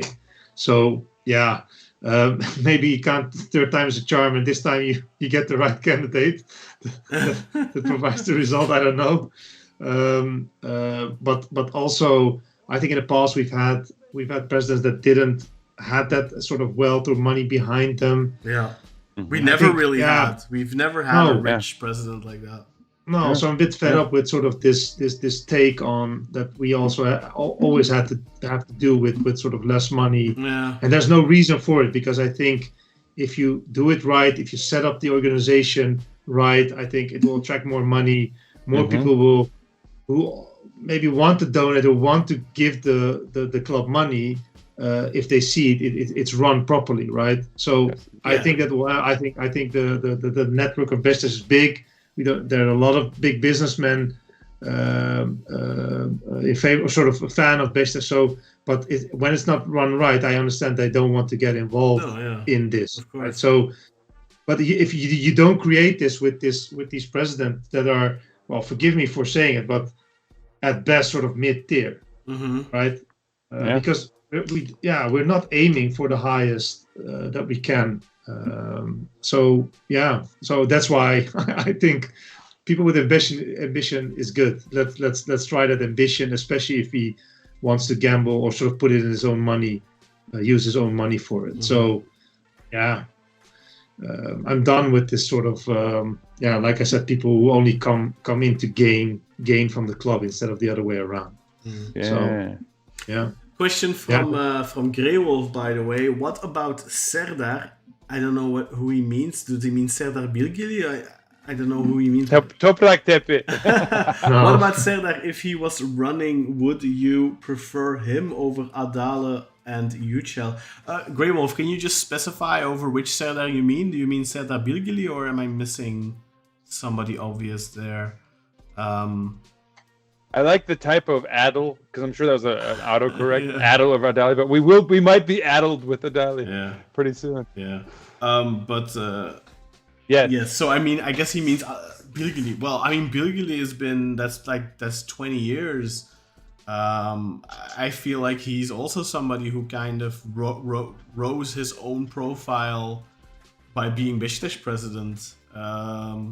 I don't know what his business is and how much money he has and what he's worth and all that, but I mean, he is coming from a different era in football completely, I think. 2000, 2003, that period compared to now, I think the football business has changed a lot. If you look at, the team we had back then and how that was put together and how the club was ran back then, I don't know, man.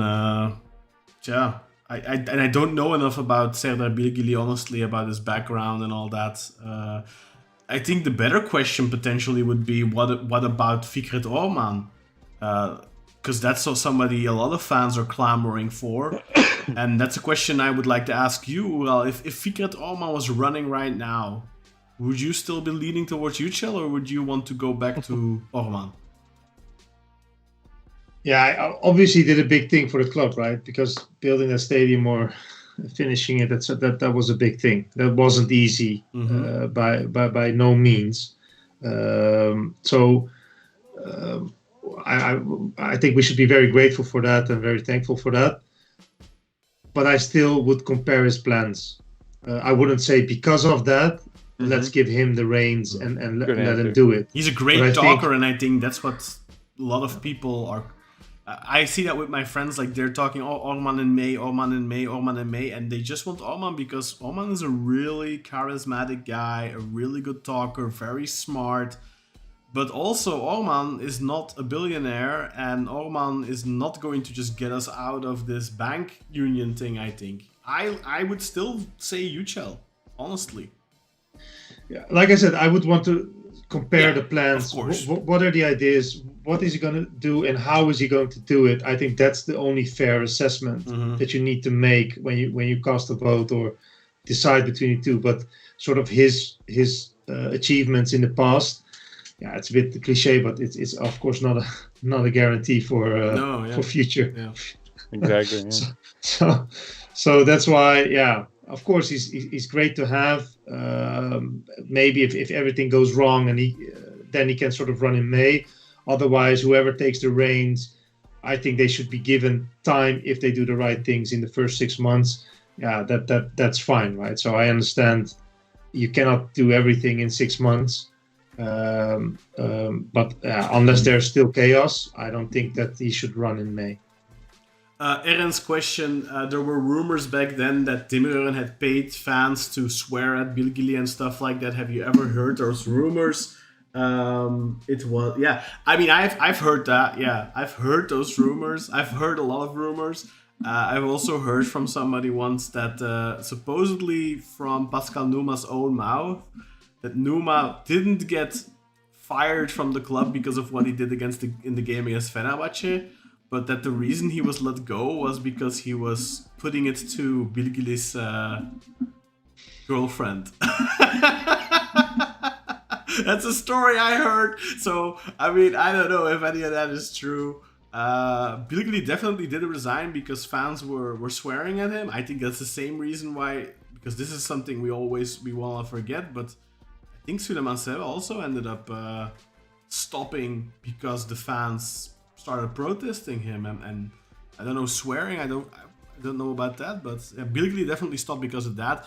But Bilgili, Bilgili was also blamed by fans that some people suggest that he made money off of Beşiktaş losing the championship in 2004 because we were 11 points ahead at the break. Everyone had already written down the championship. The name was already getting engraved in the cup. And then, of course, the Samsunspor game happened, and people who didn't live that. I know you did, and I know you did, Sinan, as well. I know both of you were consciously watching back then, but I remember very vividly not only that Samsun game, but also the subsequent matches. We were getting sabotaged 4 or 5 games after that until the team was dead, essentially, until the team was broken, the spirit was broken. And it was over completely because one game, one loss, 5 red cards. Okay, you miss those players in the next game, which was a cup game against Gaziantep, if I'm not mistaken. You can overcome that. It was more than that. It were 2, 3, 4, 5 matches after we were getting screwed by the refs as well, and suddenly that gap was gone. And but people, there are rumors and innuendo that the mob made a lot of money because everyone had put their money on Beşiktaş, so they put a lot of money on Fenerbahce. And some people are saying that Bilgili owed money to the mob, and that's why Beşiktaş ended up selling the season out essentially and stuff like that. So there's so much rumor and innuendo about that time. I was too young. I don't know. I know the rumors. I don't know if there's any truth to any of those, but I don't know. I don't know if you guys know any of those stories. I can't say I was the same. I was with you, Kaan. I think we were probably getting the same info back then. I don't know. I mean, one thing I do remember, and I think Grey Wolf just mentioned it, that Serdar kicked Demirören out of the club, and I think that's what spurred all the speculation that Yıldırım Demirören was getting the fans to do this and that. Did he? Because he was his vice president or something back then. But he booted him, I think. I think he booted him, and I remember that because I remember being I remember thinking that the person, whoever it was that had kicked him, Demirören, out of the club, was had amazing foresight. After everything that happened, since. I didn't even remember that Serdar Bilgili was the dude's name, ironically, because that's how sort of slightly connected I was back then. But I do remember. It's a long time ago. It's 20 plus yeah, years. Exactly, and a lot's happened since then. Yeah, definitely. But I do remember talk of him having sort of created that enmity between them by kicking him out, and I, again, in retrospect, anyone that was trying to get Demirudan away from the club looks pretty smart. So that is what it is. But no, and I don't know how worthwhile it is to speculate about if Serdar Bilgili would be a better candidate, because I don't think he has any interest in coming back. I think we could all agree that like we wish there was some better third candidate who swept in with great modern ideals and was like, but it's not going to happen. I think this is what we're going to have to deal with. It's going to be these two candidates, and yeah. But also, I mean, the Bilgili era, I mean, obviously the 2002-2003 team that he put together was really, really good. But like there were 2 years before that as well where, I mean, there was a lot of transfers, people coming, people going, guys like Stavrum, Klestov, Marcus Munch. I don't know if all of those were under the same time, but some with varying success. Matthias Asper, Peter Kjaer, lots of names, some good, some bad. I don't know if the club was necessarily that well organized back then either. I think we got really lucky that Galatasaray were stupid enough to fire Lucescu, to bring back Who's Terim. the striker, Kaan? I'm drawing a blank. The guy who went to England after us and went on to have a good career. John Carew? Yes, Carew. Yeah, exactly. That was already under Demirudan though. Oh, was it? Yeah. No. Yeah. That was like one of the. Maybe it wasn't Carew. Yeah, he went to Aston Villa, but he went to Lyon first. He went to Lyon first, and then he went to Aston Villa. But I think we've talked about almost everything. Well, is there anything that you have written down or something that you still wanted to get to that we haven't gotten to yet? Yeah, so the only thing I think recent topics, Fulya, we didn't discuss what happened there. Yeah. So I don't know if you guys still want to. If you have the time. Yeah, I have, but it's up to you guys. No, if you have the time, please, let's hear it. Let's throw it out in the ether. Yeah, so talking about Demirudan and Nadal, but so the Fulya project, obviously, we have Beşiktaş has a building there, and has and rents out a large part of that building.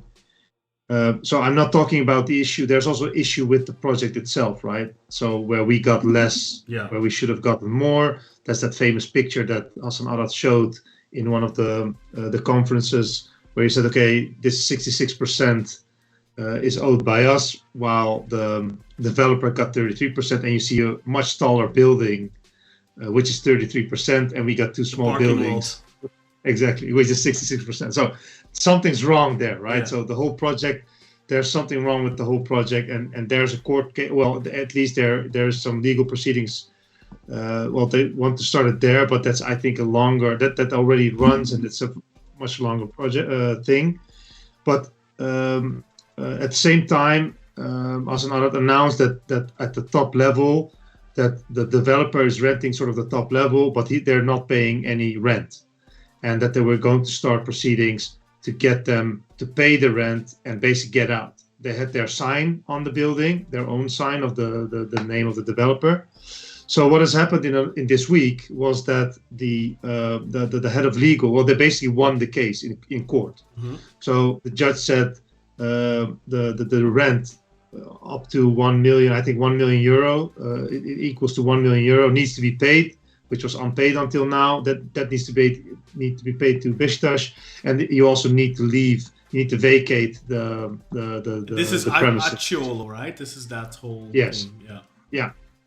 And so there was a nice win, and it was all instigated. It was started by Hasan Arat and his legal team. Mm-hmm. So that's basically a win for Hasan Arat.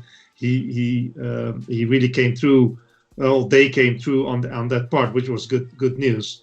And then what happened? So the judge decided in favor of Beşiktaş, and then I think Alten Mimir, so the head of legal, she went to that building to wanting to hang a sign, the Beşiktaş sign on the building. She's on Yücel's list now as well. No, I don't think so. Okay. Let me double check, but I don't think so. Which is also unfortunate. I don't understand, because is that sort of really a big thing not to include her, right? Do we really need another new head of legal going into all of these cases? Well, anyway, she went there, and then she got denied access. The team got denied access, and then everything got spiraling out of control. Fans went to the building, and then even Serdal Adali interfered and sort of wanted to support the whole situation there, and basically want to steal, well, in my view, steal the thunder of the current board. So that was interesting. The reason why, well, she was, now I understand, rightfully denied access was they can still appeal the decision. Yeah. So and because of they can appeal it, that doesn't mean that you can change or immediately have to vacate the premises, and that's why they didn't allow them to put up the sign. Right, and then some with interference from, well, on the one hand, Adal is saying I interfered and I talked to the CEO of that development company, and he allowed me, based on what I said, he allowed to hang the sign today, and he's just saying the same thing. I called him and I promised him that we will do right by him, etc., etc., and please let's hang up the sign. So yeah, you tell me who was the right, who sort of made it happen, but both claim that they were the ones that sort of convinced. I think convinced the guy. The answer there is pretty obvious, right? Like, Adali is not Beşiktaş president. He has no business doing that. He's a citizen. He has no affairs there, I think. But one interesting fact about that.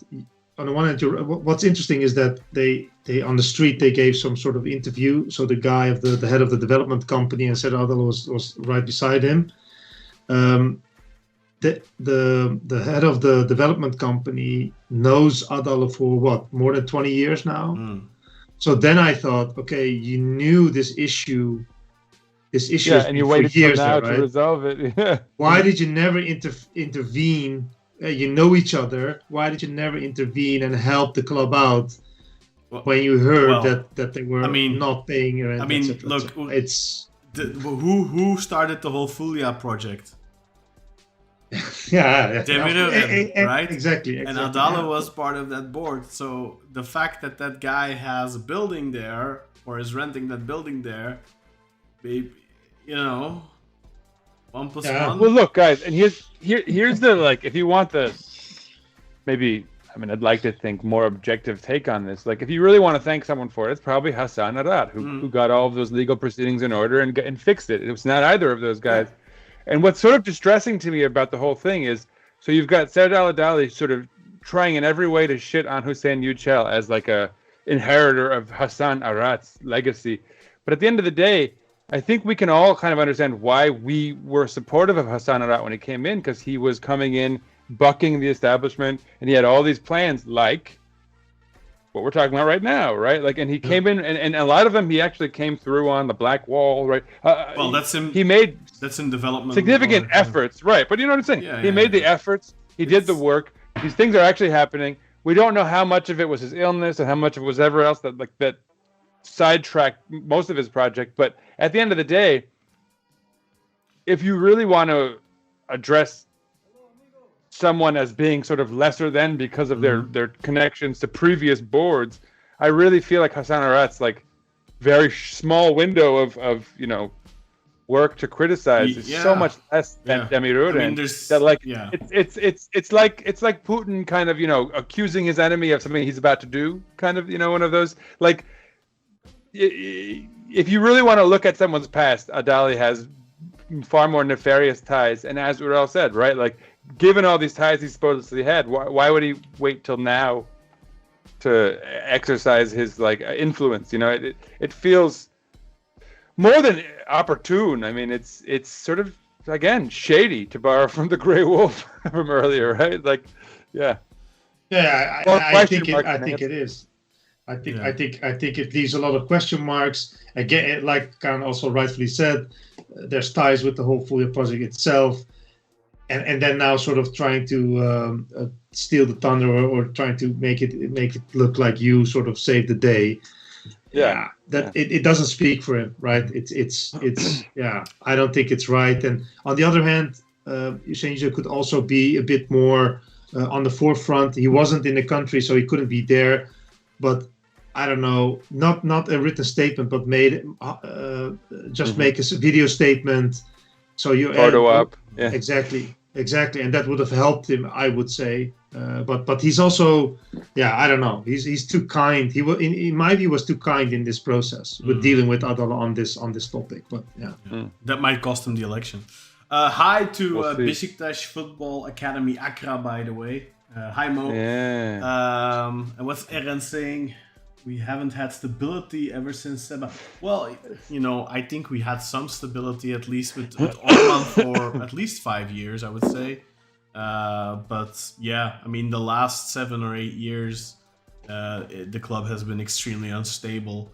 Orman and Arat both, to me, like get a not applicable kind of incomplete grade, in that. Well, I mean, Orman, I think you can kind of hold more accountable in that. But look, like, it's important for us to recognize the positives of Fikret Orman as well. Like, remember his whole Japan stuff, right? He had some fairly good long-term plans that would have clearly benefited the club had we seen them out. I think he kind of he dropped the ball on some of it. I think his ego grew a little faster than what the club could accommodate. But they both had sound visions. It was just a matter of implementation and, again, longevity. Do you have the chance to really see these things through? But with Arato, Sinan... Serdal Adali represents a failed project. Yeah, but with Arat, I think he represents a failed project as well. You cannot deny that. I mean, there's definitely, like... It's just such a small window, right, comparatively. Yeah, but that's also part of the reason why it has been such a failed project, right? Like... we need answers. I need to know about this guy's health status. I have a lot of questions. Regardless of his health status, I don't think that is an excuse for the mess he put this team in or this club in this year. Like the whole situation created with Aybaba, Friedel, and the Devil's Triangle there with the Kaan Shakul, whatever. No, by all means, no. His man management skills were lacking, no doubt. But here's my only look. This is this pervasive doubt that's been creeping ever since the news first dropped. And look, dude, like, any one of his projects would have involved not just a modicum of his attention and focus and like prioritization, but even some of his backing financially. And I think when you're faced, if, and this is such a big if, but I think it should add a huge asterisk to everything. If his mortality was literally a thing that was hovering over him throughout this process, if he had to weigh, do I make this investment, which is going to help me see out the promises I made to this club and to its fans and other people, or am I worried about, like, what if I die in, a couple months? So do I have the funds to sort of ensure that my family has the wherewithal, the financial well-being to kind of like move on post my existence? That's all I mean as far as like questions needing to be answered and regarding his health. Because like, I think when you're faced with that kind of existential reality, that you might not survive the year or whatever it is with the thyroid cancer and all that, like, I think, one has to at least factor that stuff. Really know what he has for sure. Yeah, and that's why I need to know. I need to know just how serious his health concerns were. Because if that is the case, But that does not. It's shit. But that does not excuse the fact that they have been apparently financially dependent on Yücel since the start. Of course not. Of course not. I mean, there's positives such as the real estate wins that we've gotten under him with regaining some of the club's assets and are finally starting to get proper income on those assets. That is a big win. The Beşiktaş Super app is a big win for now. Black wall, hopefully. Hopefully the black wall in the future, the investments in the stadium. So there's definitely positives, because right now everyone's acting The like roof. Right now everyone's acting like everything was bad under Arat. There have definitely been good points, but in terms of I don't think he left the club. Well, maybe we're not in a worse place than we were a year ago, but we've definitely sportively stagnated. The club maybe back, financially, like despite the fact that the debt has increased by 100 million, the long-term financial stability of the club might actually be better off because of these real estate wins. But I mean, you can't compare Orman to Arat, I think. Orman had a very good first 5 years or so. My only comparison is that I think they both had really good plans coming in, and I think they legitimately earned our enthusiasm about their project. But Arat did not make true on those plans. Like he sold us a bunch of hot air in a or farts in a jar, like I like to say. Well, of course, but I mean, again, right? Like 6 months isn't much time to operate in, sadly. A year, but okay, fair enough. I mean, you know what I'm saying with the temporaries. I mean, look, you know what I'm saying. Like, I'd like to think that we were all legitimately, like, that he earned our votes, and that it wasn't entirely farts in a jar. Like, if he'd been able to see some of that stuff out, but no doubt, like the end result, how it's all panned out, and the. Yeah. Maybe terrible stroke of luck for him. Again, we need to know more, but that's all. All I mean is that I feel like they legitimately earned our votes, and I think that was in contrast to like Ahmet Nurchebi, for example, where I don't even really remember that election very clearly. It was we were in a terrible place, kind of. We were all desperate for change, but sort of unaware. Felt like we were. I think Adali represented just like the old way, the old guard. I mean, definitely. I think rightfully pointed that out, right? That Adali very much has a more old school way of thinking or acting and portraying himself, and Yücel is very atypical, I think, for a Turkish presidential candidate, because he's relatively soft spoken and I mean, he's not shouting, he's not making he is making some really big promises, but I wouldn't say they're necessarily outlandish. Not that I think Adali's promises are necessarily outlandish this time around. I definitely think he was... last year, I think he was talking about very big names like Talisca and stuff like that. So,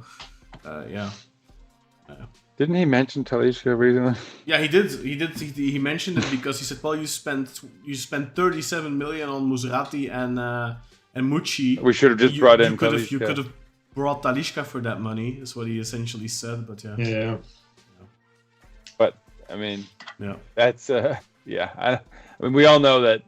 I mean, you did a whole episode on was that the special, the Patreon episode about Talisca not being worth it? Just a video I did on Talisca, whether we should bring him back or not, and my conclusion was that no, we should not.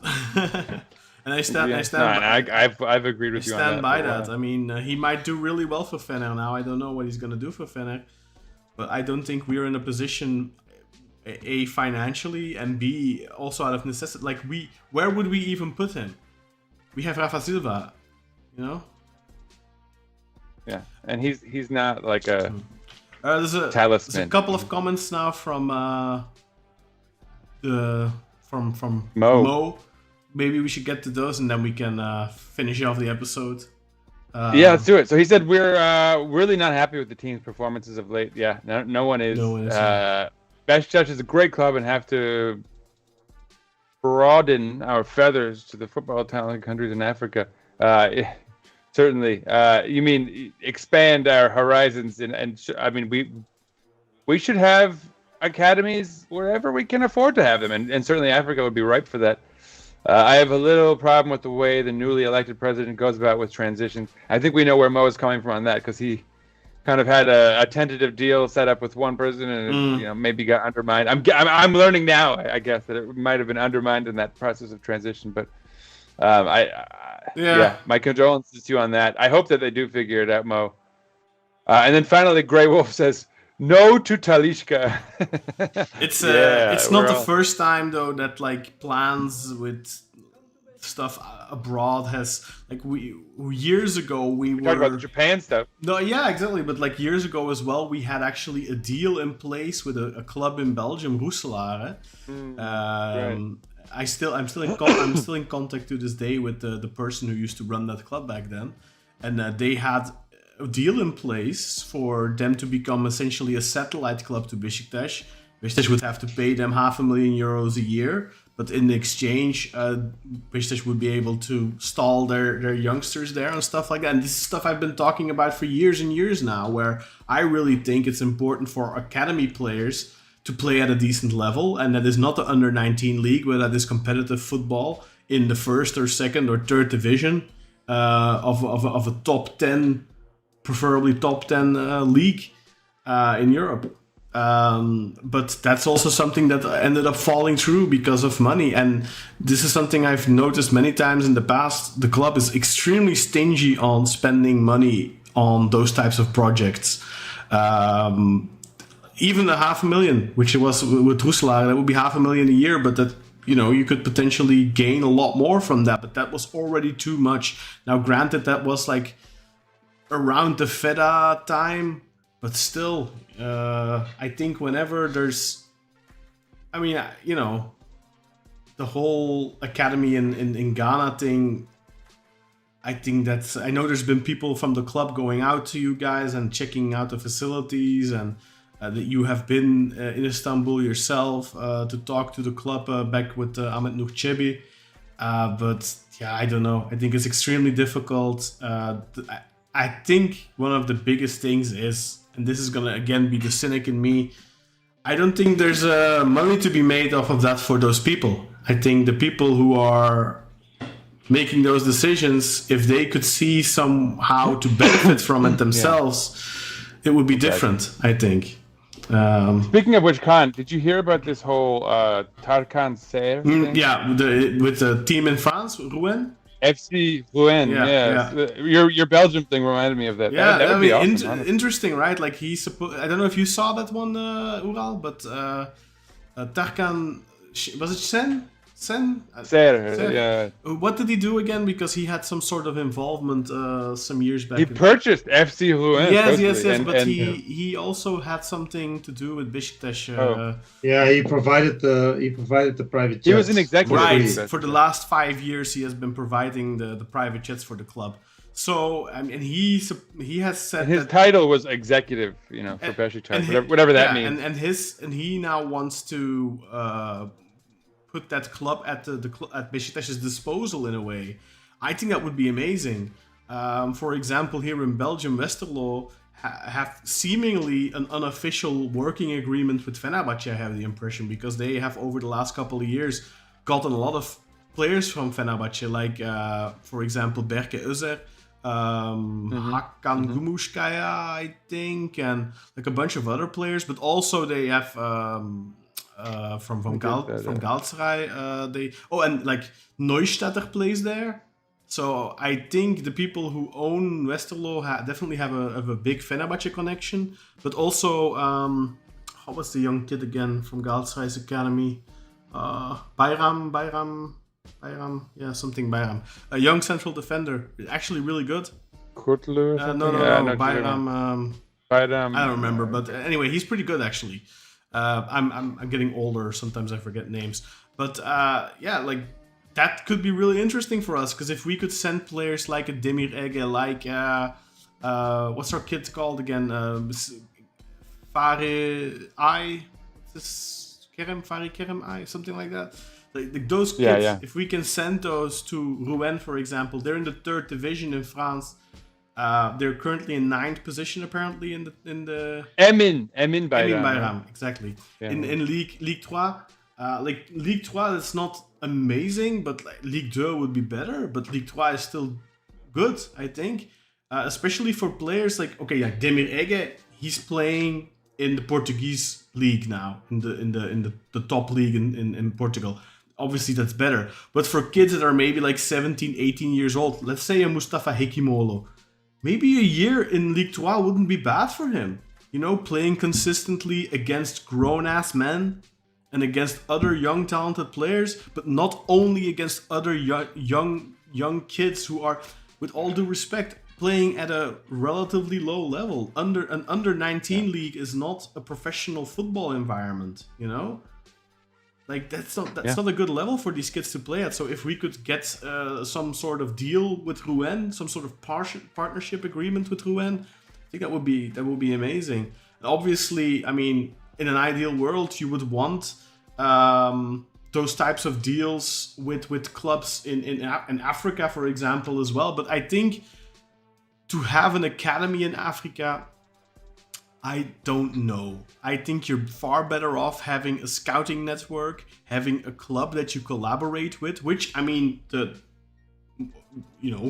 Beşiktaş Football Academy Accra could definitely be, rather than it being an academy for Beşiktaş. It could be a scouting, the origin point of a scouting network, and a place where players that Beşiktaş are potentially interested in could go and play and could be monitored more closely, stuff like that. I don't really think that having academies in lots of different countries is necessarily the best way to go about it. I think it's much better to have partnership agreements with clubs. That's my personal opinion. Let's see what he says. I have secured 20 acres of land purposely for academy project, and everything is for Beşiktaş.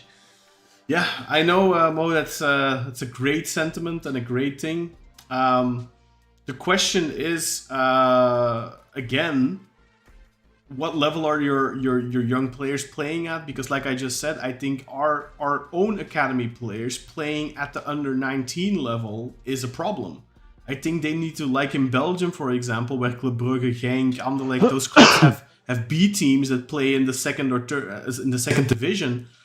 I think that is far more beneficial to those young players. So, at an age of 17, 18, 19, if you're gonna be good enough to play for Beşiktaş, you probably need to play professionally at a high level already.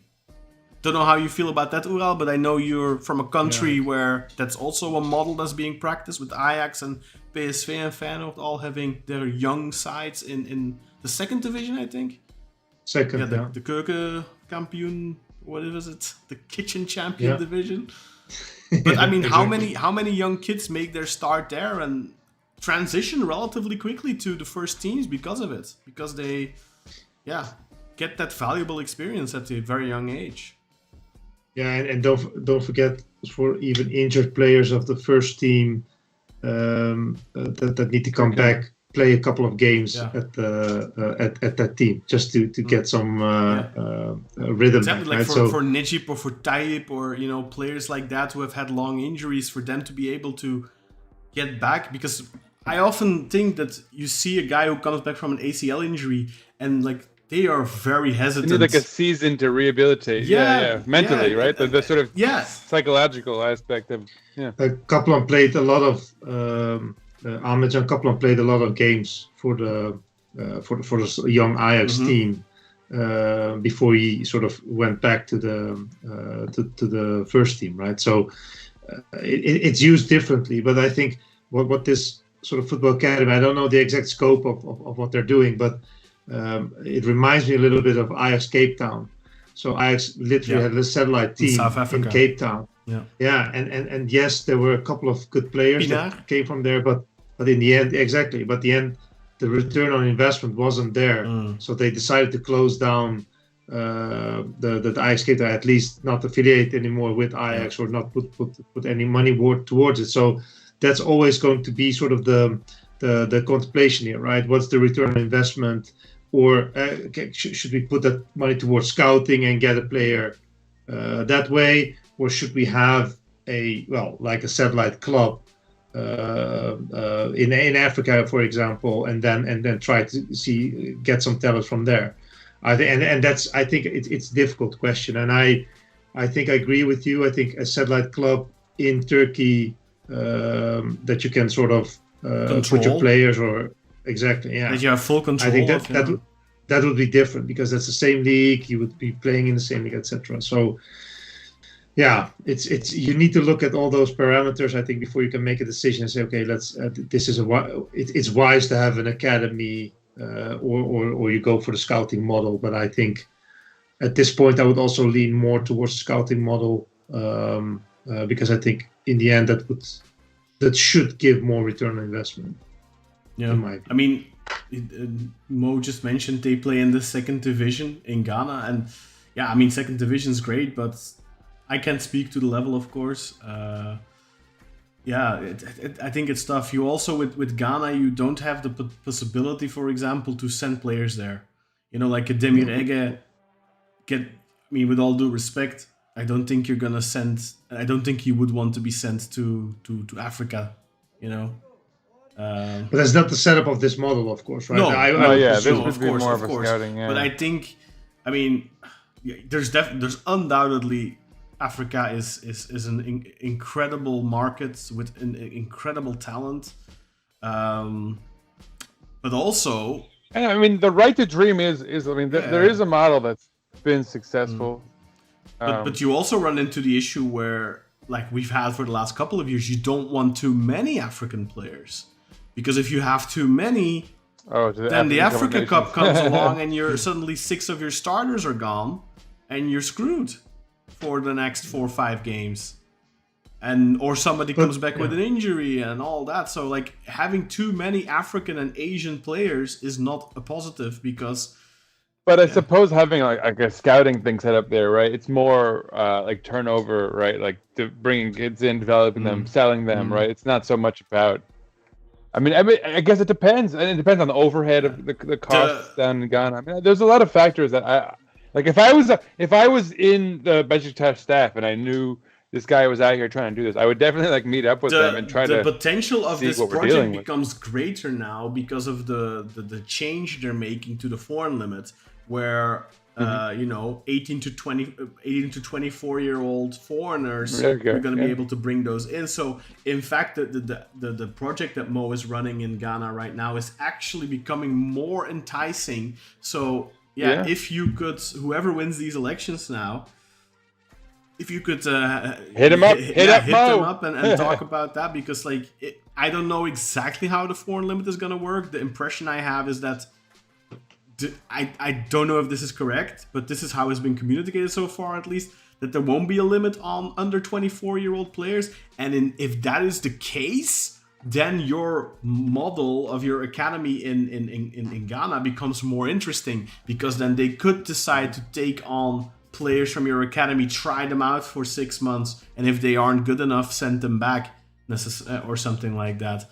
But before this change goes into effect, I think you're trying to sell a really difficult project, because even like a Badra Cisse, who was playing for our under-19s, like once they sign a professional contract, they start counting towards the foreign limit, and that's a problem. But you're not going to have that anymore now. But I think the last couple of years you were really barking up the wrong tree in a sense, because of it's a really difficult situation because of the foreign limit. So if the new foreign limit becomes more accommodating to bringing in young foreigners, which it should, then potentially it could be more enticing for the club. Let's see what his final comment was here. I was made to understand that Beşiktaş wants mostly under-19 players so they can be trained to adapt the system of play. Yeah, that doesn't help as well, whether you have constantly changing presidents, and where there's constantly changing philosophies, and you're constantly having to change who you're talking to, because I know you were talking to people under the Ahmed Nurçebi administration. I don't know what the contact was like with this past year with Arad, and whoever's gonna have to be the contact point going forward. I think Firat Fidan is somebody you spoke to in the past, if I'm not mistaken, and I think he's on Yücel's list. So if you're lucky. Oh, so you should be pro Yücel, Mo. Speaking of how we should hit up Mo, I watched Liverpool yesterday, and if Hüseyin Yücel truly wants to bring in Mo Salah, I'll take him with open arms. I think he addressed that today, and he said that was an ironic statement. I'm sure it Yeah. was. It had to be. Yeah. But he's still good, man. I mean, course, you know, of course he's still. if good. we could, if he wants to, you know, donate a little money for his overhead costs, You're gonna have to I'll take 'em. donate more than 10 million, I think, if you want to get him. Yeah, at least I was gonna say it. That's Probably what it costs. Anyway, boys, it's getting late, I think. Yeah, I was wondering. It's getting dark yeah, here. yeah, I'm yeah. wondering about you poor guys over Yeah. there. I mean, I don't know. Ural's wife is gonna say, "You're never going on that podcast again. You were gone for 5 hours." These new friends are a bad influence. I already warned. I said it can take. So how long is it going to take? So, well, could be an hour. It could be 3. Yeah, could be a long we've session. Just passed So 3. there's a lot to talk about. So no worries. No worries. Definitely. We'll have to Very have you on simple. again in the future, Ural. It was a real pleasure talking For to you. sure.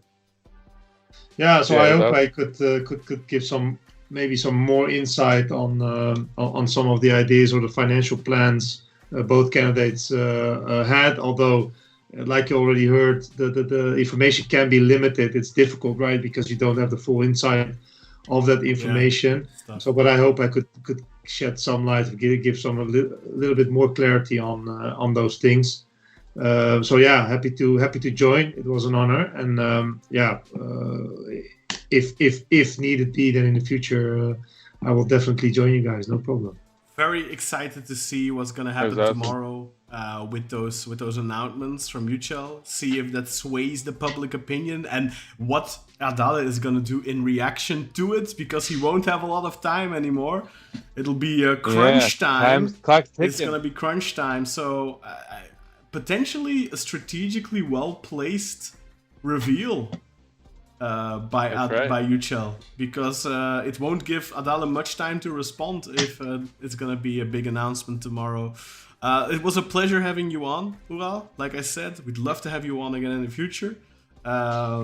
And of course, thank you very much for also being such a loyal listener and a member, a very well appreciated member in our WhatsApp community. A WhatsApp community, by the way, that you can join too if you go to patreon.com/Beşiktaş podcast. Become a free member. You don't have to pay a cent. Just become a free member, and then you gain access to our WhatsApp invite link, and you can join our community where you can join tens of other Beşiktaş fans who talk on a daily basis about all the ins and outs, all the news. Ömer, not here today, unfortunately, but very active in the chat. Ural, you're very active in the chat. Mario is super active. Miriabi is super active. Sinan. Nathan, don't forget Nate. John, Nathan. Nate Dog. Sebastian just joined recently. We have a bunch of people. I feel like there's still regulars like Grey Wolf. I don't know if Grey Wolf's in our community chat. So Grey Wolf, if you're not, get in the chat. And Unless he's like secretly like the Finnish kebab or something. You know? a Finnish kebab, that's another one. Eren, I noticed you commenting last week as well. I don't know if you're in our chat yet, so get in the community as well, my friend. And if you want to get more Beşiktaş podcast content, more The Black Eagles podcast content, you can sign up on Patreon, become a paid member. First 7 days are free. Become a paid member for just $1.99 a month. And if you use the coupon code, which is valid until the 5th of January, that coupon code is up on our Patreon. If you use that, you get 75% off on the first month, so only 50 cents. And there's a VIP podcast that we record every week. I think tomorrow we will probably be recording it after the announcement from Yücel to talk about that. I'll see who I can get to talk to. Maybe I can wrestle you away again, Ural, for 3 hours. No problem. But we'll see. My pleasure. Definitely going to talk about that in the coming days. And then, of course, there's so much to talk about with the election coming up on Sunday. I don't know when our next live show is going to be. Our next match is on the 5th of January against Rizespor. And we should really do an episode probably on the results of the election. But I have to look at my schedule and see what things are looking like, because I have some stuff going on that might conflict with that. But anyway, thank you very much everyone for watching, for listening. If you're watching or listening on delay, don't forget to leave a comment. Let us know, who are you leaning towards? Are you leaning towards Yücel? Are you leaning towards Adali? Do you agree with our assessments do you really disagree? I really would have wanted. I'm sad that we didn't have like a super pro Adali voice, a rational Adali voice in the chat today to like rebuttal us, because I feel like we're all kind of on the same page, and I kind of wish we would have had somebody on the other end of it today, because I would have gotten a good argument, I think, a good discussion at least. But I think that's all I've got to say. There's a comment I want to get to here from Eren before we leave. And I was going to say, speaking of slight maybe pushback. Yeah, I mean, Greywolf. So want me to read it, Kaan? Yeah, the just statements regarding players that Yücel has been making lately are unprofessional. Yeah. His comments about player fees and performances distract and demoralize them in the middle of a packed schedule. Yes. And in that regard, I think we can all agree, Eden. And I really hope that if he does win this thing, he gets put directly into a media training class with an expert who can, show him the ins and outs of how to talk. If he really knows his own shortcomings, then I fully agree with that. And I think that's kind of the thing what most Beşiktaş fans are on right now. I don't think anyone is super excited about either candidate because of this. With Yücel, it's mainly this, I think. He's saying really... bombast. The bombast. Yeah, and stupid things he should not be saying. I understand why he's saying it, but I think it's wrong regardless. Let's not unnecessary. But let's not forget Serdal Adali is saying the same things, and Serdal Adali is aspiring to become the president. And come Monday, he will either be the president or he won't. But if he is the president on Monday, the things he has said about those players will still be there. So I think he's probably even said more. I think neither of them, both Yücel and Adali, are doing the club any good. They are both devaluing assets of the club, the players, and I think it's equally bad for either of them to do it. I think both of them should stop it straight away and are being absolute dumbasses for doing so. I don't think there's any justifying what they're doing. I think they're being idiots. Sorry. Shall I take us out, Kaan? Let's take us out. Thanks again, Ural, for joining us today, man. It's been a pleasure. Yeah, it was awesome, dude. My pleasure. Ural, cover your ears, Ural. You know the deal here. It's coming. First of all, Kaan, I have to make a little correction. Apparently, our game has been bumped up to Friday, January 3rd at noon here in New York City. Okay. Yeah, so we've got the bump up. I guess I don't know what that's in relation to. The schedule is always changing, but so yeah, stay tuned for that. It's on at noon here in New York City, which means it's pretty early in Turkey. I think maybe 6 p.m., 7 p.m. perhaps. Either way, yes, Mo, there is going to be another presidential election on Sunday, so stay tuned for that. Hopefully, we'll get results in. We will be back post-election to talk about that, con schedule in mind. We will, of course, be back to talk about the match against Rizespor. Ural, you're the freaking man for coming in and doing this. It was awesome. It was informative. I think our efforts to keep our listeners the most informed section of the Beşiktaş Twitterverse or multiverse nowadays. Check out Blue Sky or whatever it is. We're doing our work. Honestly, it was awesome. Folks, like, follow, subscribe. Thanks so much to the Patreon subscribers. I'll hit you guys up in a moment. With that said, one more time in the year 2024, I need to do this. Let's go Beşiktaş! Peace out, everybody. Got my holiday special gear on. Let's go! Thank you to our Patreon followers. Ozkan Zerzabati, you're the man. Atil John Malak. Where were you, my guy? Carl O'Connor. Nathan Davis. Awesome commentary today. Finish Kebab. Also MIA today, but I guess, everyone deserves a holiday. Dara Hensey, the Irishman. Mario Vargas, a.k.a. 1 and a 2 and a 3. Keith Gregory, and a new name on the list, Nihal Tariq. What's up, my guy? And of course, the indubitable, indomitable Dutch Eagle. Peace out, everyone. See you soon.